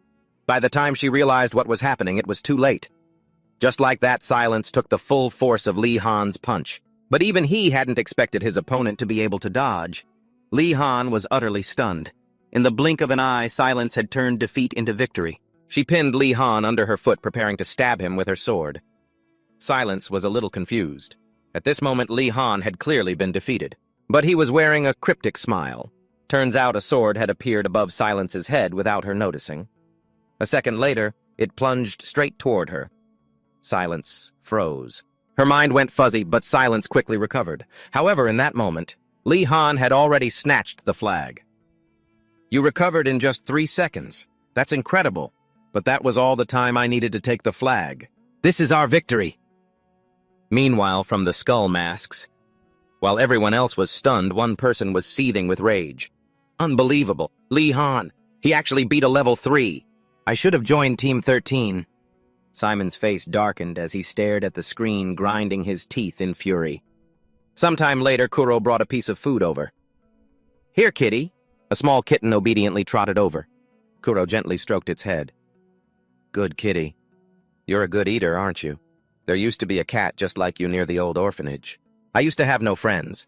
I wasn't good at anything, and I looked different. But now, I have my own talent. And I have friends now, too. Jiro, who was nearby, sneered to himself.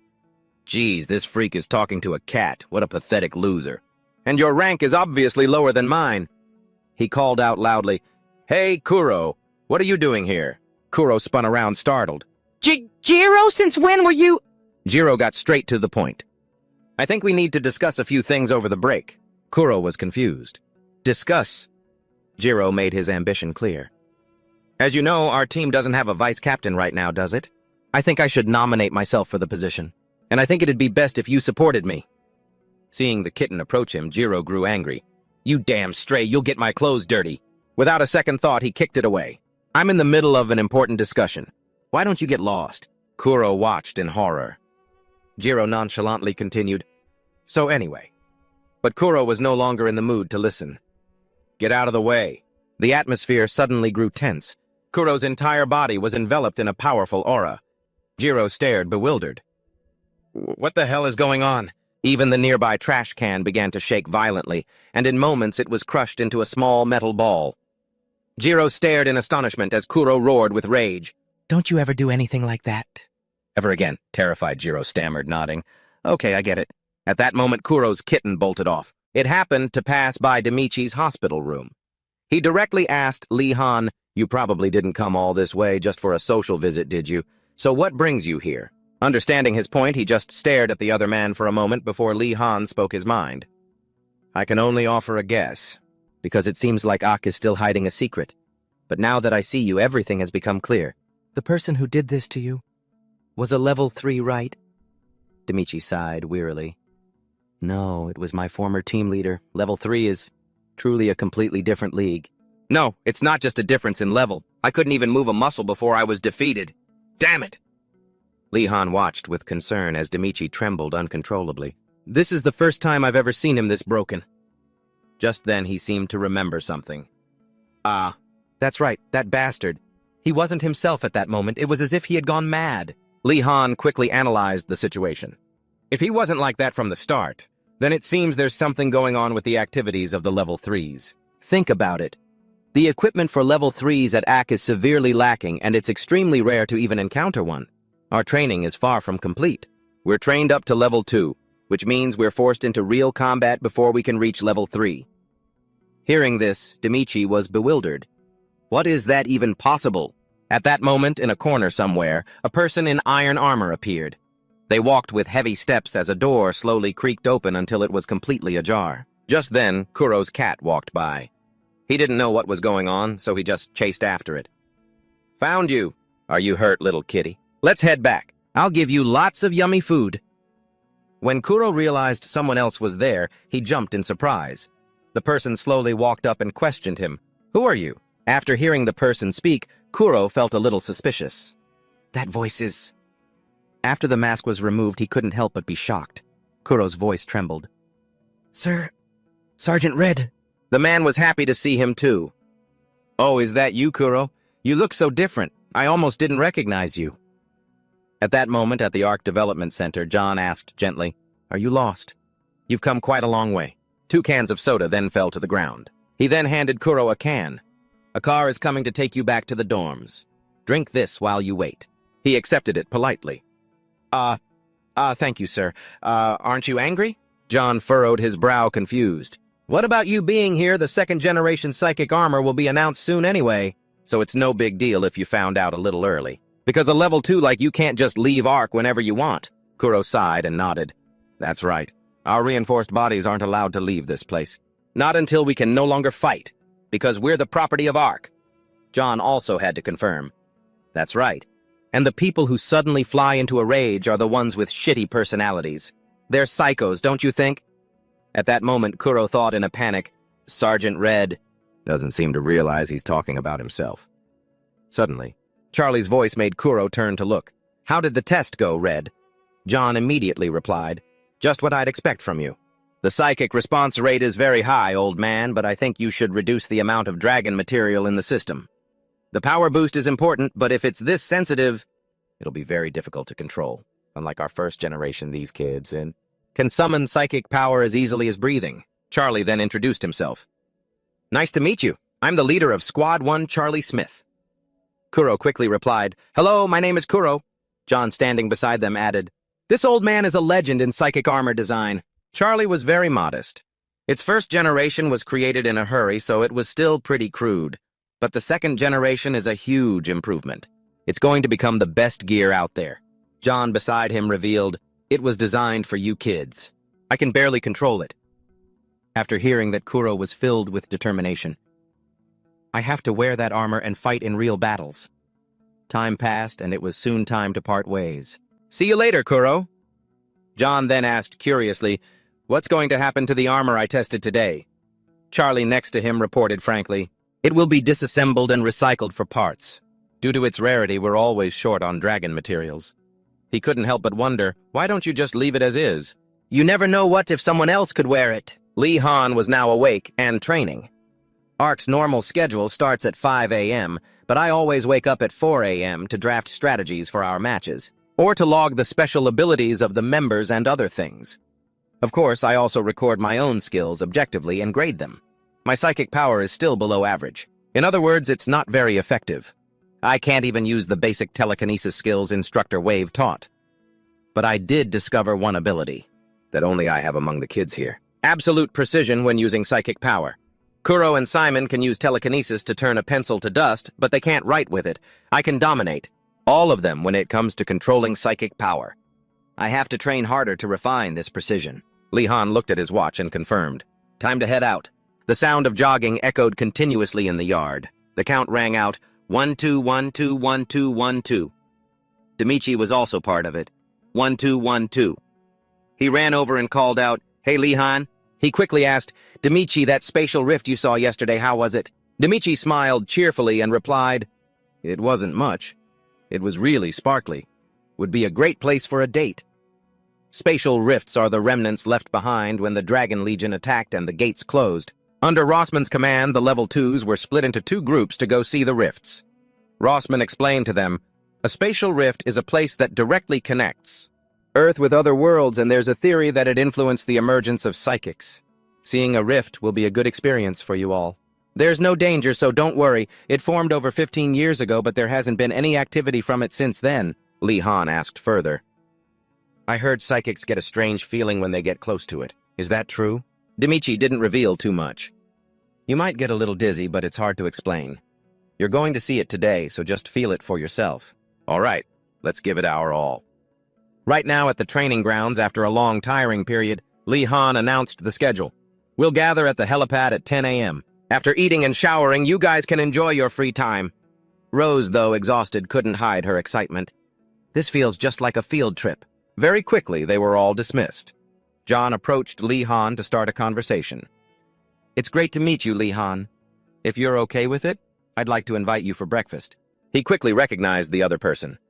"You're John, the captain of Team 10. John also replied happily, "I'm honored you still remember me after we were soundly defeated. Rossman no longer openly wants us to lose, but we've still lost a few times." "Team 10 is one of the few teams that has defeated us," Li Han shared enthusiastically. "I've always wanted to learn more about your strategies, so I'd be happy to chat." Hearing this, John became extremely embarrassed. "I'm nothing compared to you." At that moment, countless helicopters were on the field. They had been waiting for a while. It had safely taken off. Now the instructor shared seriously, "Shinzu, where we are headed, is one of the 6 places where a spatial gate opened. During the first invasion, the Dragon Legion summoned in Shinzu split into 2 and advanced towards Korea and China. North Korea confronted them with nuclear bombs. But it was ineffective and turned the northern region of Korea into a dead land. The North Korean government was wiped out and the people crossed the border.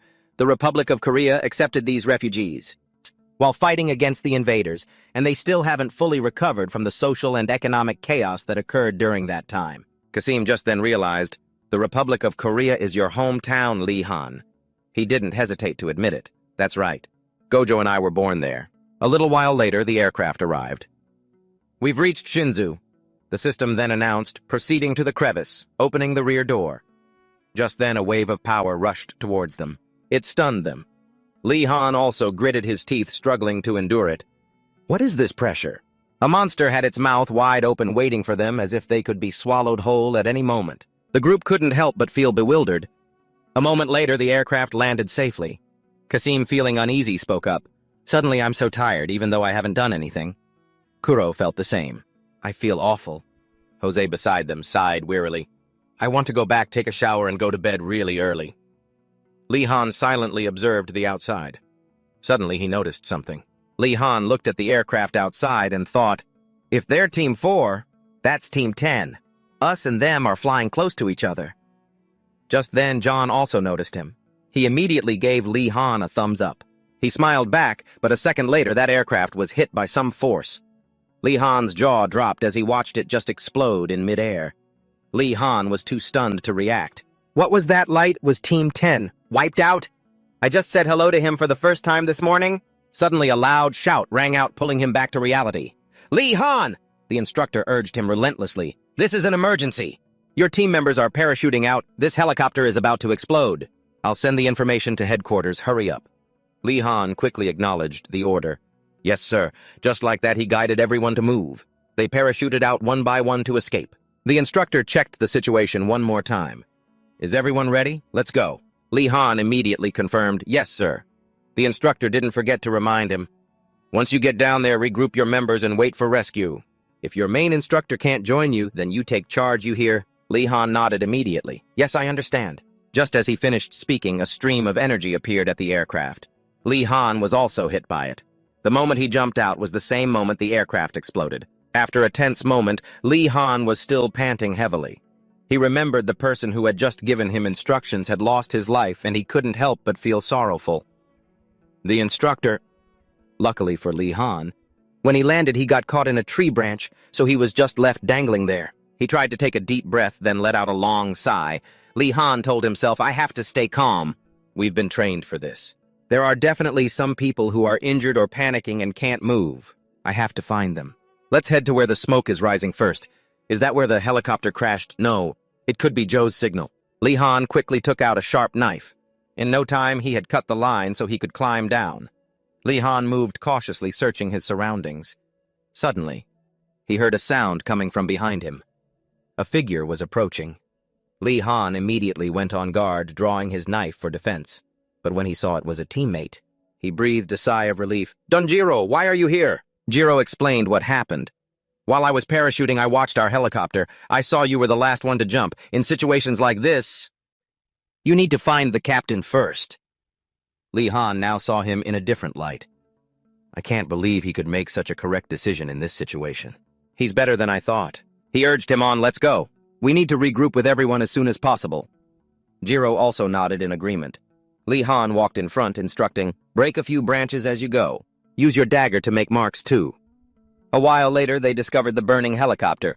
After observing it, Lee Han could confirm, this is Squad 2. Squad 8 must be on their way. They tried to get closer to check the situation inside. Jiro's face turned incredibly pale. He couldn't stop himself from gagging. If we hadn't escaped, so I guess it'll probably end the same way for us. But Lee Han just stood silently observing from a corner. Jiro couldn't help but feel suspicious. Is he emotionless? He's not showing any reaction at all. He hesitated and asked, You're not affected by this at all. Lee Han then explained, This isn't the first time we've seen a dead body. In the Ark, people die all the time. Jiro was bewildered, but he didn't have much time to dwell on it, so he urged him on, Hurry up before more people die.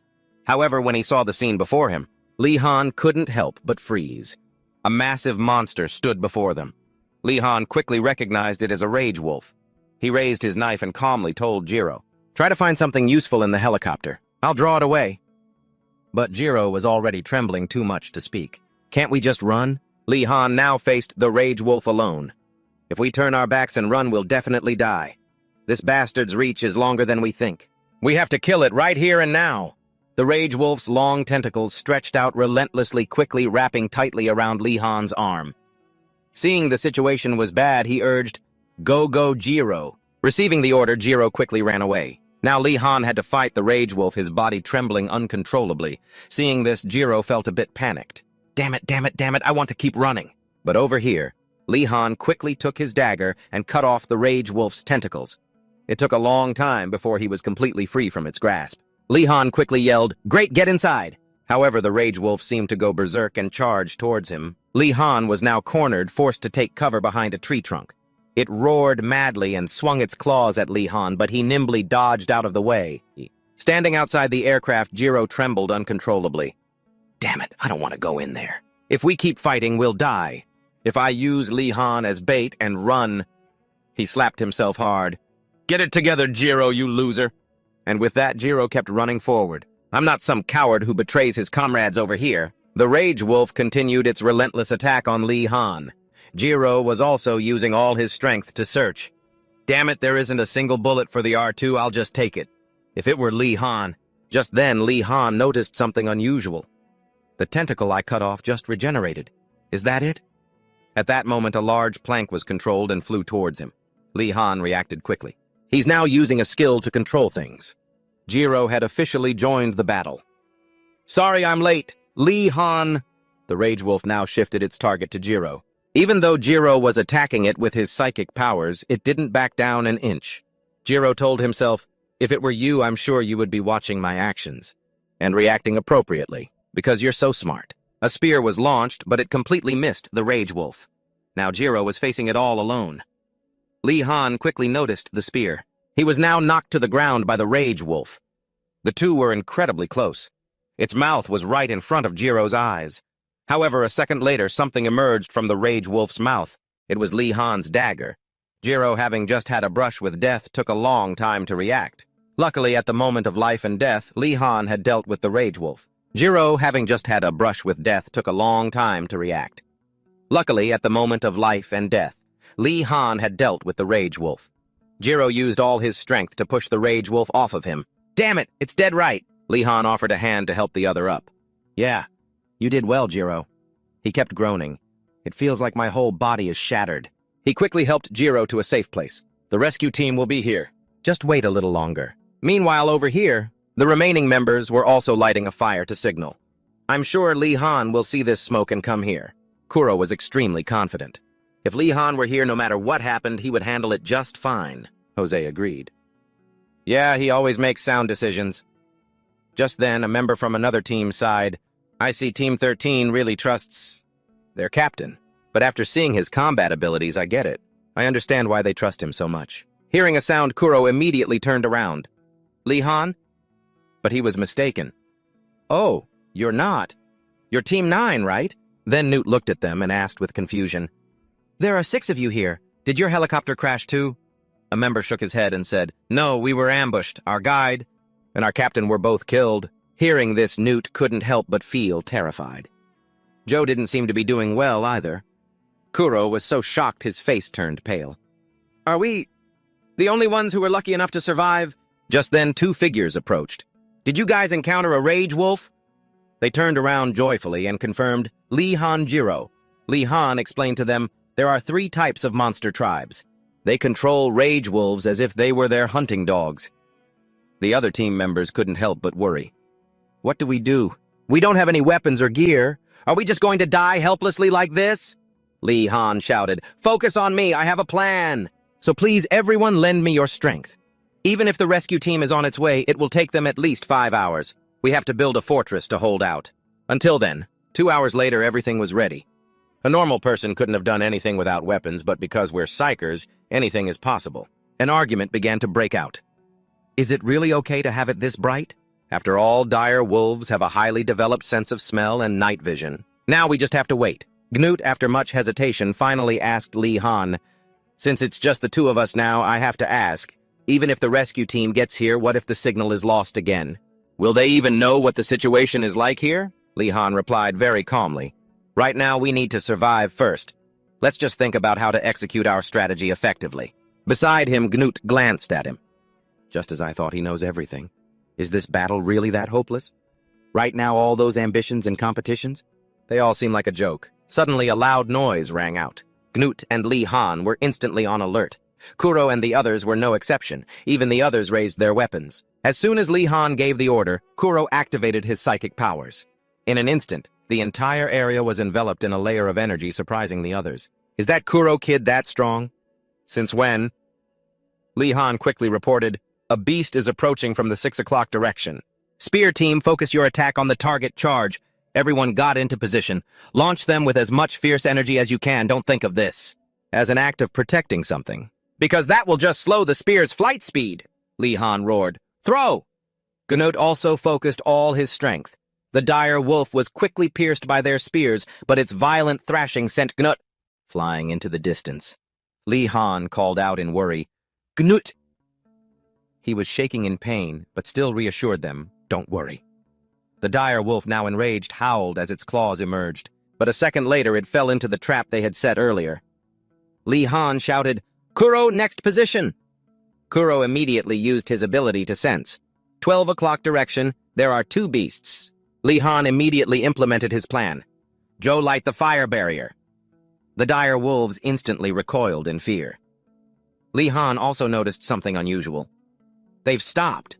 Start taking out the ones that are tangled up first. The dire wolf charged towards them at high speed. It advanced so quickly that the spears passed right through its body.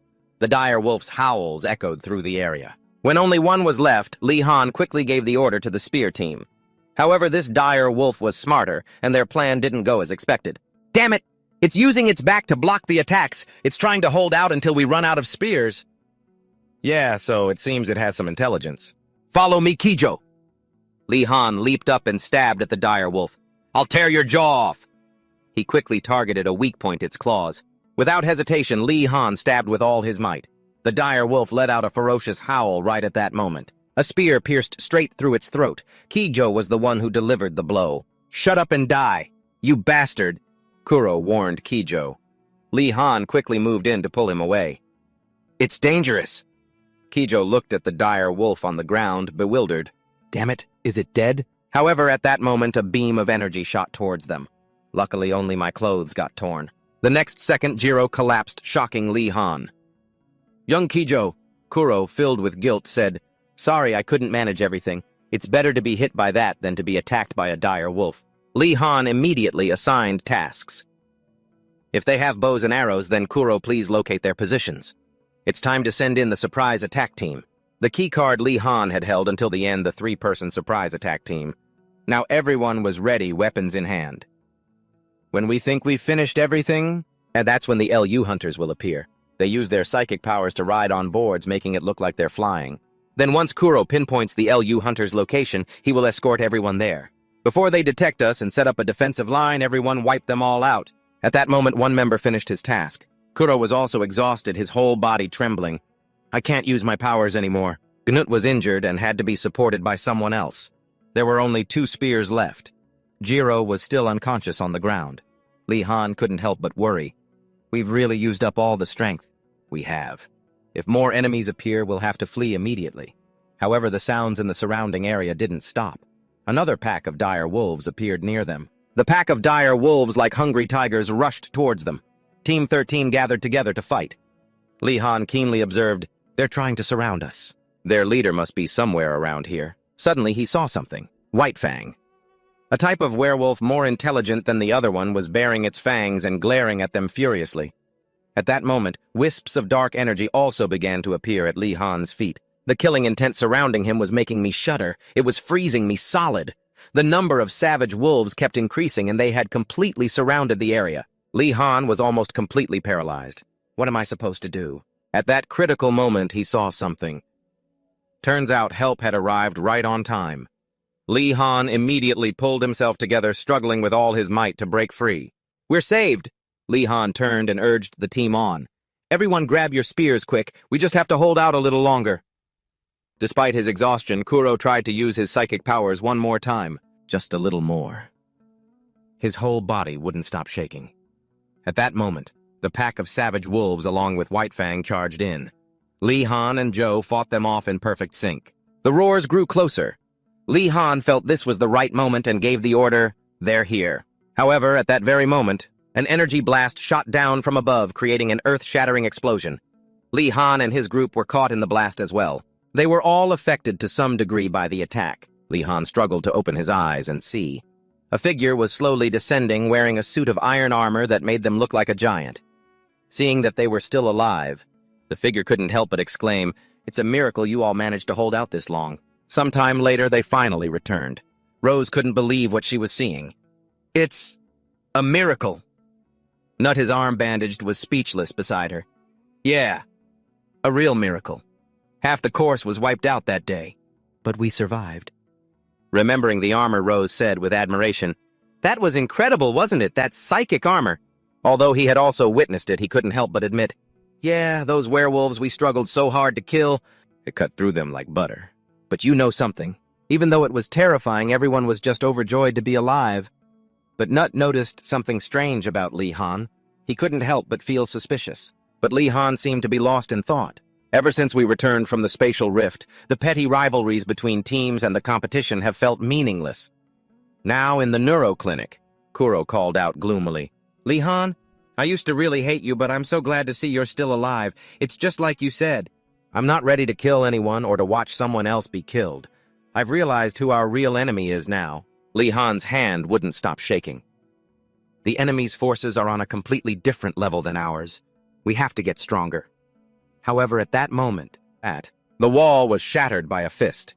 Lee Han was stunned by the sudden sight. The person on the other side quickly announced, "Lee Han, you've been summoned. Get moving now. There's an emergency meeting. Assemble immediately." And just like that, Lee Han followed the person. He could only cover the hole in the wall with a makeshift piece of paper. "I guess I'll just patch this up for now." But why would someone punch through a wall like that? It turned out the person leading Lee Han was Silence. This guy is insane. After a long while, he hesitantly asked, may I ask who called for the meeting? However, she remained silent. Silence looked down, tapping something on her watch. Sergeant Red, stop bothering me. Then she bluntly gave Lee Han the middle finger. He was completely stunned by this. All right, then. Does she hate me because of our last match? Soon they arrived. It was a vast room. John quickly responded when his name was called. Sir, you called for me. Sergeant Red was sitting there along with another person. Lee Han was surprised to see that person. Deo, Simon, John called out impatiently. Don't just stand there gawking like a lost dog. Sit down. This is going to take a while. Inside the meeting room, everyone's expression was tense. 1/4 of the second years died in this incident, and not in actual combat, but during a training exercise. Alexander Recall, the AAC Chief of Staff, made a proposal.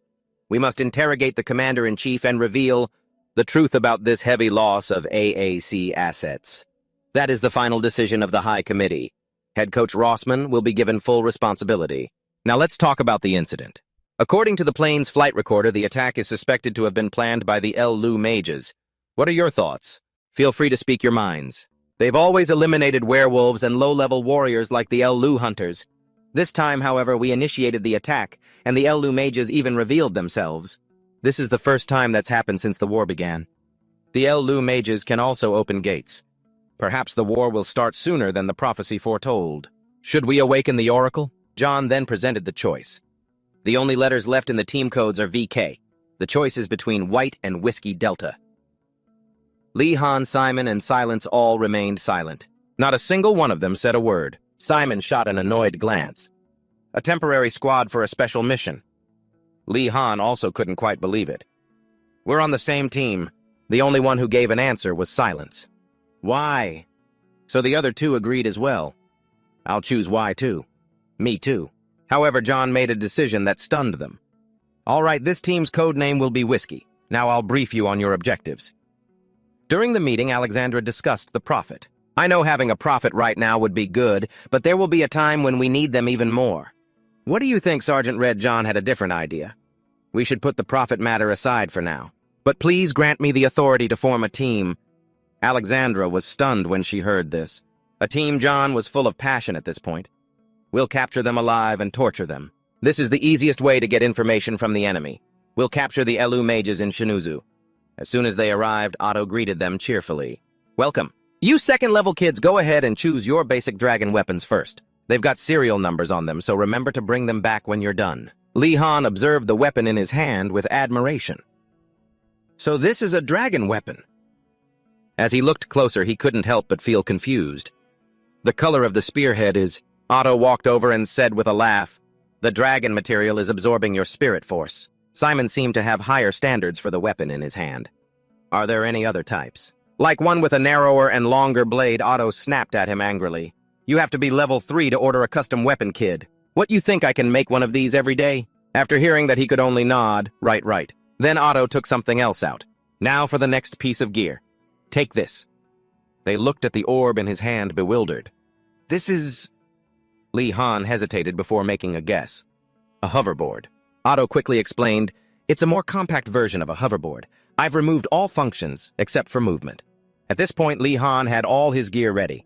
From the protective helmet to the teleportation orb along with other weapons, he was ready for battle. As they were about to leave, Otto sent them off with his best wishes. Good luck. Right now, at the Shinuzu Space Rift, they had gathered at a nearby location to avoid being ambushed. From here, we'll proceed on foot to the operational area. The mission is codenamed Mage Hunt. The objective is to capture an Lu mage alive and return. The search team order will be Silence. Me, Lee Han, and then Simon. Lee Han was quiet and didn't say anything. Earlier, he had questioned John. Why did you add me to this? There are many stronger third-level cadets. He just replied coldly. If I wanted to pick someone with stronger combat skills, I would agree. But from a strategic point of view, it's a different story. Your team was able to survive without any gear while fighting those monster soldiers. That's not your only strength. Most of the kids who come back from the space rifts are suffering from trauma. When placed in a harsh environment like a battlefield, people will eventually break. From that perspective, you're a real monster. There were times I even thought you were a madman. The only thing you lack right now is actual combat experience. So that's why Sergeant Red chose me and Simon. Simon wasn't feeling too comfortable either. It was all because of one match that he'd observed Lee Han in before. This is insane. That Lee Han kid. He even beat a 3rd level. Simon was furious at the time. Silence. Lee Han. I'll show you who's the best. John then divided up the tasks. We'll take turns resting. Silence and Lee Han. Simon and I. We'll split into 2 teams. Soon enough, they had everything arranged. Simon and John were in charge of guard duty while Silence and Lee Han rested. He silently observed his surroundings. That forest is right ahead of us. As he thought about it, Lee Han felt a bit sad. He couldn't help but remember his comrades, the members of his team who couldn't make it back. I know the chances are slim, but they have to be out there somewhere. Just then, Lee Han heard a noise beside him. Turns out Silence was loosening her helmet because it was too hot. But when she realized Lee Han was looking, she decisively put it back on. The entire space suddenly fell silent. Lee Han got the hint and suggested I'll turn away. Why don't you take your helmet off for a bit? However, Silence showed no signs of removing her helmet. Then she typed something on her watch and very quickly the words, "I'm not hot," appeared on her helmet, leaving Lee Han speechless. Okay. A moment later. From this point on, our communication devices won't work on normal channels. We're switching to the team network. At that moment, Silence seemed to have discovered something. She immediately reported back. "Alu scouts ahead. There are 2 of them." Silence quickly ducked behind a large tree. They're approaching from this side. John also gave an order. "Raise your weapons, take them out." Silence. Silence used her skill to take care of it quickly. Flash, step. Then she quickly messaged them to report. John was speechless when he saw it. She even had a message prepared. Simon was dumbfounded, unable to believe it. Lee Han couldn't help but think to himself, that's insane. Her ability is too good. It's like a cheat skill for assassination. However, just then, suddenly an unusual noise was heard. Silence quickly ducked to avoid it. There are still 2 monsters over there. Silence was about to raise her sword to finish them off for good, but a message came through her earpiece. Wait. Silence. Lee Han suggested I think it would be better if we followed them instead of killing them. John was also intrigued and immediately asked why. You noticed the enemy's direction of movement with great subtlety. They're heading towards the crack, and their guard is down, which means they're most likely returning from a scouting mission. After hearing this, John was pleased and praised him. That's smart. Your observation skills are excellent. Lee Han followed them silently. We'll follow from behind. Simon, standing beside them, heard this and ground his teeth in anger. He couldn't stop complaining in his mind. I was only thinking about killing them. Just you wait, Lee Han. I'll surpass you eventually. At that moment, Silence activated her device. She quickly followed the 2 monsters. At this moment, the place they arrived at seemed to be some kind of altar. The Elu mage was completely focused on his work. Elu mage, John spoke up. Do you see the stone on top of the staff? That's spirit power. I'm sure you've learned about it. Lee Han and Simon realized at the same time that if it was a spirit power stone, it was a stone that could store a massive amount of spirit power. They must have used it to shoot down the plane. It looks like it's being charged right now, but it looks bright enough that it could probably fire 1 more shot. The enemy has 1 Elu mage and 6 Elu warriors, 7 in total. Luckily, there are no werewolves yet. John quickly gave an order. Everyone gather at Silence's position. Initiate the mage capture mission. The Elu mage has the ability to teleport. We have to catch it before it sees us. Move out. Silence will capture the Elu mage, and we will eliminate the rest. From now on, no mistakes are allowed.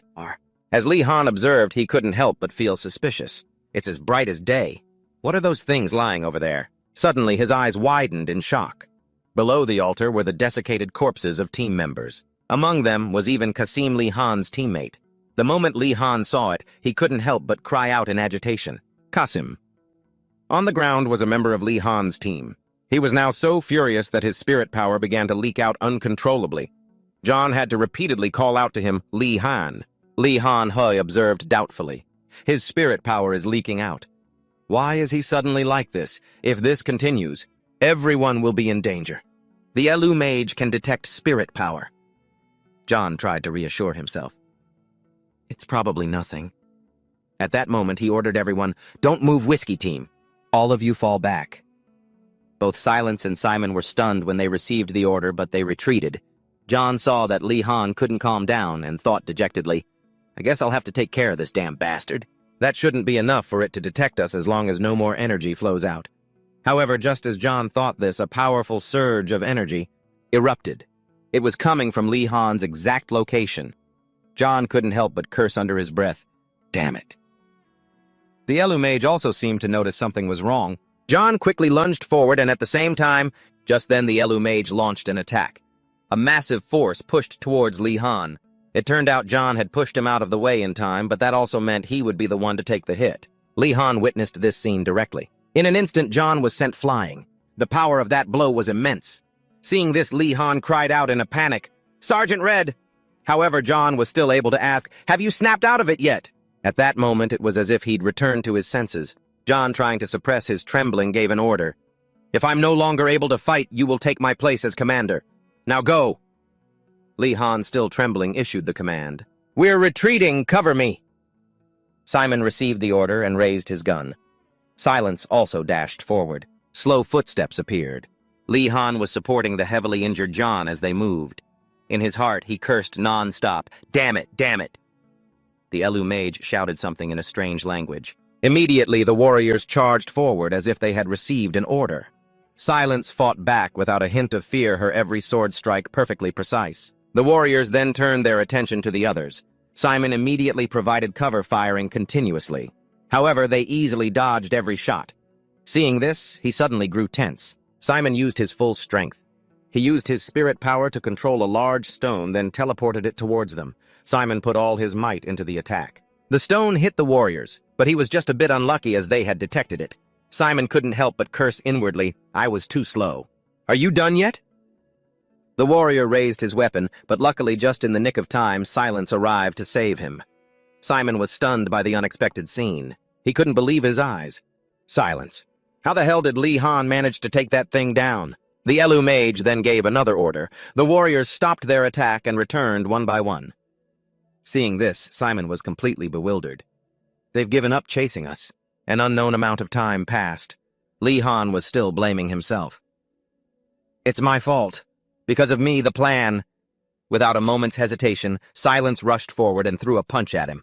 Caught off guard, Li Han was sent flying. Simon, seeing that Silence was losing her cool, came over and put a hand on her shoulder to calm her down. "That's enough. We can't proceed with the plan anymore. Being stubborn will only make things worse." Simon suggested they should retreat, but the headstrong Li Han refused. "No, we stick to the plan." At this point, Silence could no longer remain calm. She slapped Simon's hand away, walked over, and kicked Li Han straight in the face. Simon hurriedly ran over. "Silence. I know you're furious, but right now Li Han is our commander. If you keep this up, I won't just stand by." After hearing this, Silence seemed to calm down a little. Then she let out a long sigh. Simon then turned back and called out, "Hey, Li Han, I'm sure you're aware that everything that happened is your fault, right? If you come up with some half-baked plan, I'll beat you to death myself before we're forced to retreat. I'll decide after hearing your plan. As much as I hate to admit it, you're the best at using your head among all the second years." Li Han was surprised to hear these words. He immediately composed himself. "Stop sulking and listen." Silence. All things considered, things aren't actually that bad right now. Upon hearing this, Silence's clenched fist began to tremble. Simon also felt confused hearing Li Han. "Han, is it really okay to say that? You're nodding so firmly, confirming exactly why we need to get this done fast. Because of the Elu mage's fire psychic power and its ability to escape via teleportation, but we don't have to worry about that anymore." Simon also nodded in agreement. "Regarding the fire psychic power, you're right. That guy used up all his remaining explosions. But why do you think he won't teleport anymore?" Li Han gave them his detailed analysis. "These things live in hiding because they're cautious and cunning. But right now, even with their lives on the line, they still haven't broken formation. The truth is, the one from earlier tried to drain the last of the psychic energy from the crystal. He even had the Elu warriors fall back to protect him instead of continuing to chase us. He wouldn't need to do that if he could still teleport. There must be a reason he can't leave that place." The entire space suddenly fell silent. Only after Jinglang gave a slight nod did Simon dare to speak. "All right, then. Li Han, tell us your plan." In Li Han's hand was a teleportation sphere. He confidently explained his plan. "I'm going to capture the Elu mage. I'll ambush them from the spatial rift. You two can create a diversion from the front. Even if the Elu mage can detect psychic energy if it's leaking from a spatial rift, a place emitting powerful energy, it'll be hard for him to spot us. His vision will also be obscured by the light from the rift.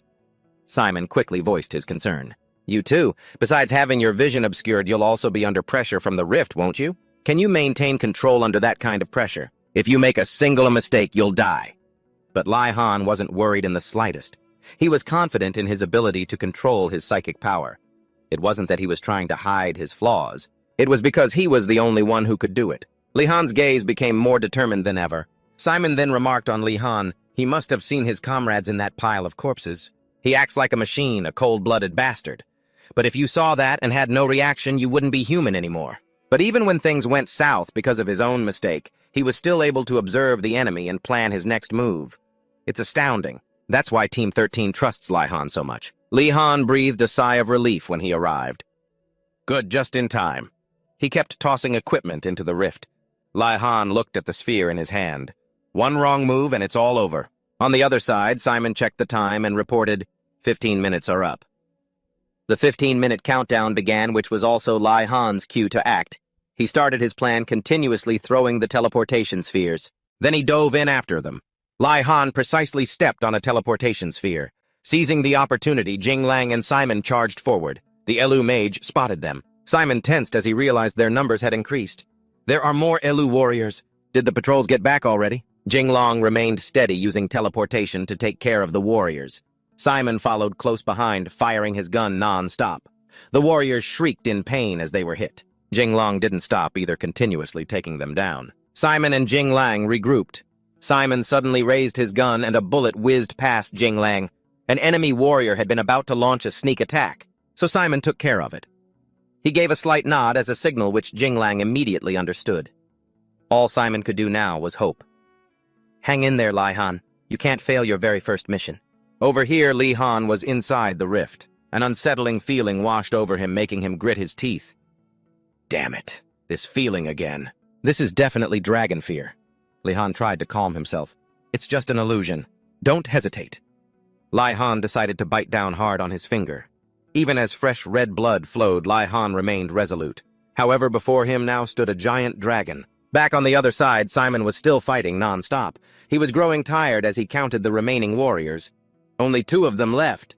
Now there were only 2 warriors and the Elu mage. Simon quickly realized they had to protect the mage, so they definitely wouldn't advance. Realizing this weakness, Simon immediately raised his gun. The Elu mage began to channel some kind of power. A protective shield quickly appeared, covering both warriors as well. Simon instantly understood. They saw the bullet's path and used an external force shield to defend. Not bad. However, a figure had now appeared from behind them, but the shield only protected their front. It was Li Han emerging from the rift below. He lunged forward to restrain the Elu mage. The 2 warriors spun around in surprise, but they didn't expect Jing Lang to charge in at that exact moment. And just like that, with a single slash, he finished off both warriors. A syringe of some kind was pressed against the Elu mage's neck. It struggled to break free from Li Han's grip, but he showed no intention of letting go. Come on, get in there. Worst case, this thing teleports. He quickly finished injecting the solution into the Elu mage. Its body began to dissolve. Li Han cried out in horror, no! He watched it rapidly disintegrate with his own eyes, sending him into a greater panic. At that moment, a blinding light erupted. Li Han's jaw dropped in astonishment. He looked bewildered at the sorcerer Elu, who had collapsed in his arms. Did it work? An unknown amount of time had passed, and they were now back. The steady sound of typing echoed as Li Han silently watched John. So that was it. He had lost a leg in that incident. Growing a bit impatient, John called out, "Hey, don't just stand there staring. I can wear a prosthetic. Plus, I'll get a veteran's disability pension. That's more than enough to retire on. Stop apologizing." Li Han hesitated for a moment, then replied, "Yes, sir." John didn't forget to add some praise. Going through with the plan was the right call, Li Han. If you had retreated, my leg would have been sad enough to cry. It's not all bad. Thanks to you, I've already finished writing the strategy report. I guess now we just need to get the details from the one we captured. Li Han was a little apprehensive. Is it possible to interrogate a being from another world? We have a mind reader at AC, John revealed, pulling out a cigarette. He's the only one who can do it. Li Han looked at the cigarette in his hand, extremely annoyed. This is a hospital room. Just then a figure entered from outside. Tin Lang saw that Li Han was there, so she got the hint and started to leave, but John called her back saying, "We're done. Come on in, Tin Lang." Tin Lang quickly asked, "Sir, are you okay?" John replied with a cheerful laugh. I was actually thinking about going on a diet. But I don't need to now, I'm already much lighter. Looking at Tin Lang beside him, Li Han wondered, is she actually smiling? Tin Lang just watched John in silence. But to see him laughing so cheerfully, Li Han, standing beside them, could only stare blankly, finding it hard to believe that someone like Sergeant Red could talk to Tin Lang like that. After a while, John shooed them away.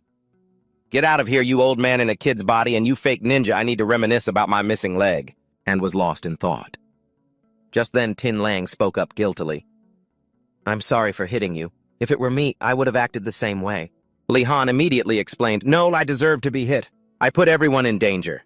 Tin Lang encouraged him, but you made it through. I can see now why Sergeant Red has such high expectations of you. On the way back, Li Han voiced his doubts. I never thought Sergeant Red was the type to talk about what he likes and dislikes. But either way, he's still a bully. We're here. See you, Tin Lang? Li Han waved cheerfully. Tin Lang immediately responded to him, then started typing something. Then a small object was tossed at Li Han's head. He got the hint and turned around. Li Han just chuckled and nodded when he saw her message. Study hard so you can make it to level 3 soon, kiddo. She walked away, flipping him the bird. Li Han recalled the match when Simon had asked him, You can feel the pressure from the rift too, can't you? Can you control your hoverboard under that kind of pressure? If you mess up, we're all dead. But at that moment, he was resolute. I'm confident in my telekinetic abilities. I'm not doing this to atone for some mistake. It's because I have the highest probability of success. Li Han stood before the rift brimming with confidence. A plane had just landed and countless people in formal attire were disembarking. Their leader was Visitor Zenju from the USA, Inspector Du grumbled with some annoyance. It's so hot. The delegation slowly made their way inside. Soon an announcement was made. The inspection council has arrived. A fleet of cars was already lined up and waiting for them. Alexander immediately gave the order, escort them safely to the main conference hall. The soldiers saluted sharply.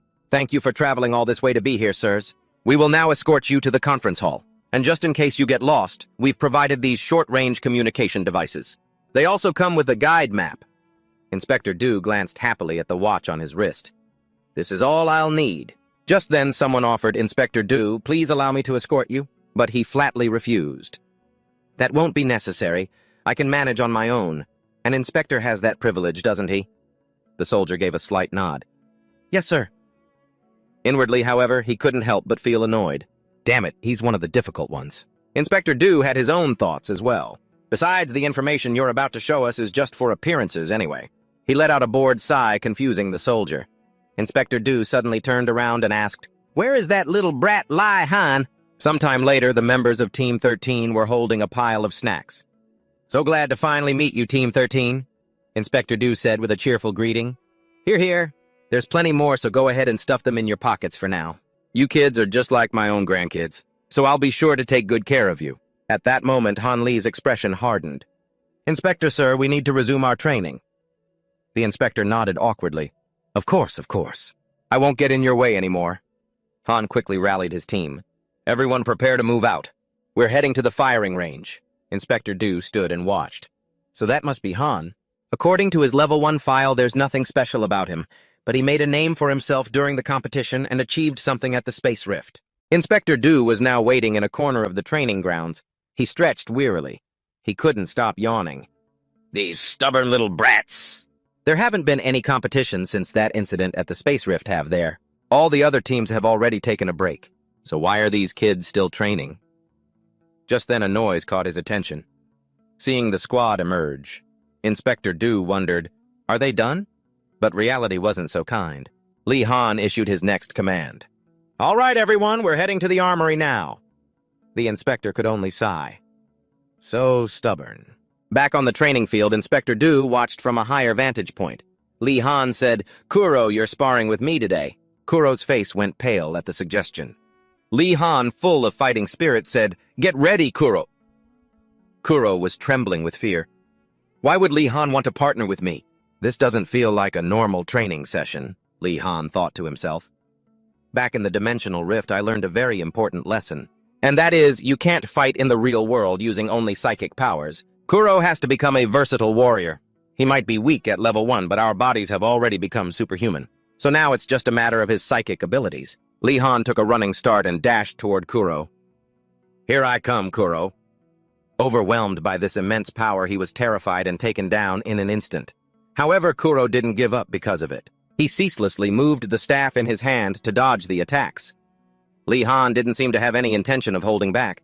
By now, Kuro's forehead was drenched in sweat as he gasped for breath. I really thought I was about to die. Lee Han swiftly knocked Kuro's hand away. The staff was pointed directly at Kuro's neck. Even if you can see into the near future, you can't win if you only stay on the defensive.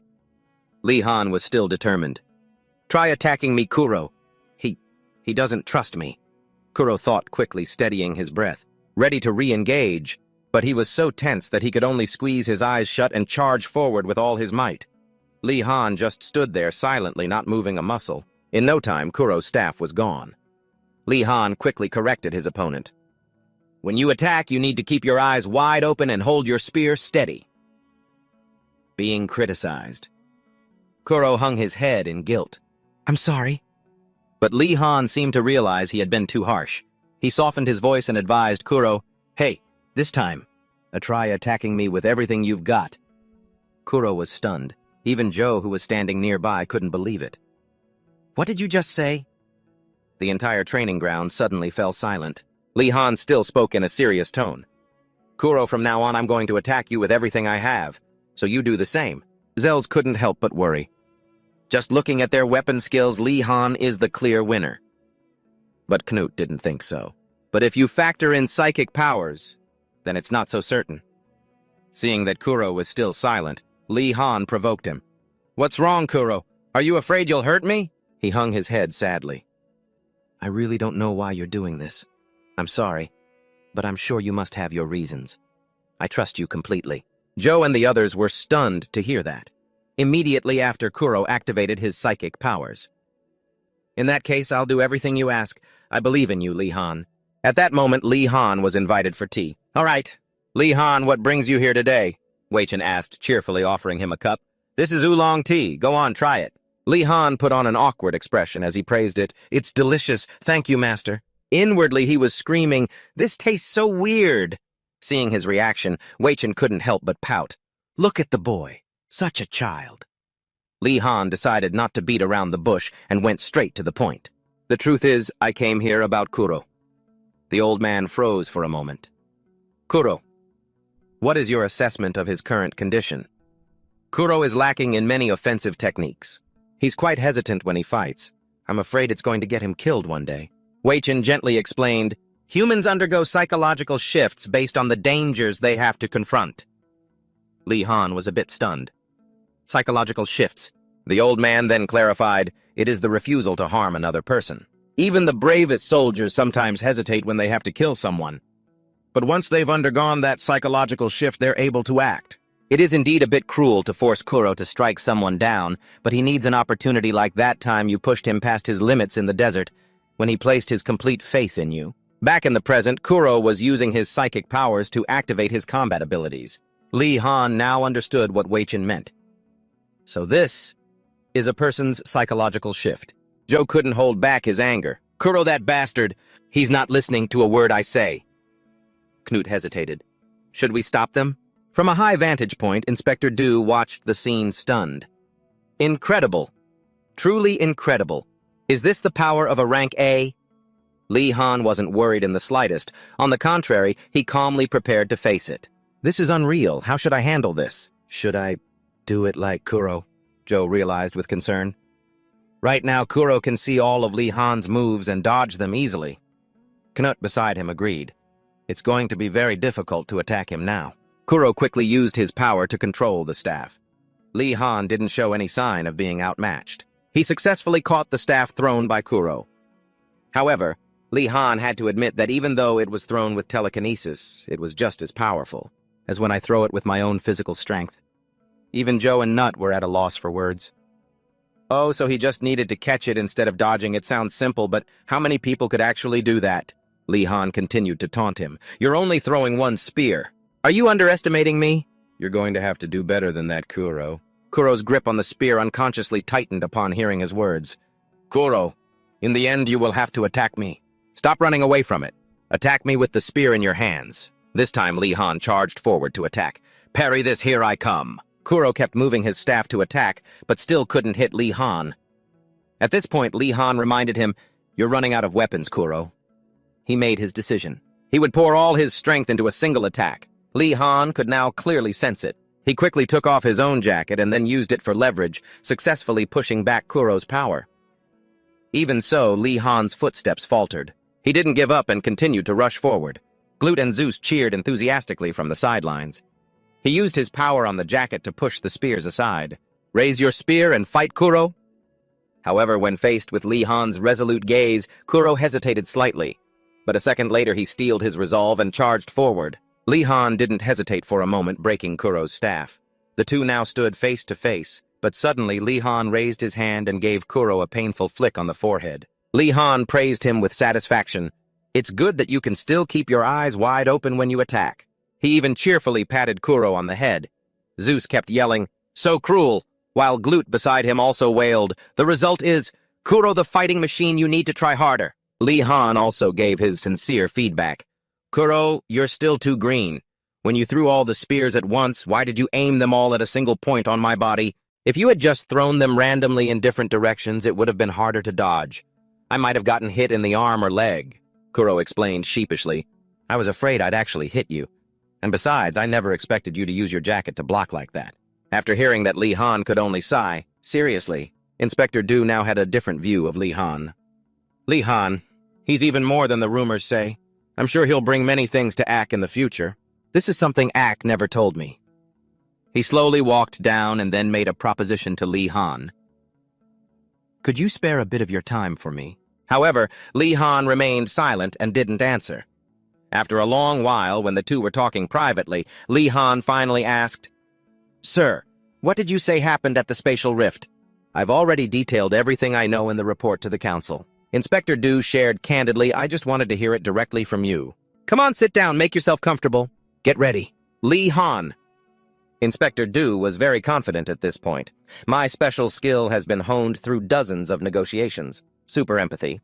Not exactly telepathy, but it works. If I agree with you at a certain moment or find one of your actions truly astonishing, you'll feel at ease and unconsciously say something you didn't intend to reveal." It really was a crazy idea at the time. "Brilliant, I've almost got it. And then what?"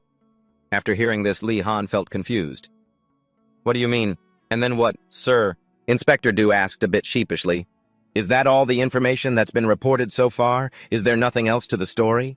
He nodded in confirmation. "Yes, sir, all the detailed information is in the report. Not a single flicker of emotion. What a cunning brat." Finally, Li Han bowed. "I'm going to go train some more, sir." Inspector Du had no choice but to agree. "Very well." Li Han smiled to himself, pleased. "I was ordered to keep it a secret. No matter what happens, you won't get any information out of me, Inspector Du." At that moment, Inspector Du took out his phone. He looked around cautiously, then dialed a number. "Investigate Li Han for me. Everything from the spatial rift incident until now. Report all the information you can find to me immediately."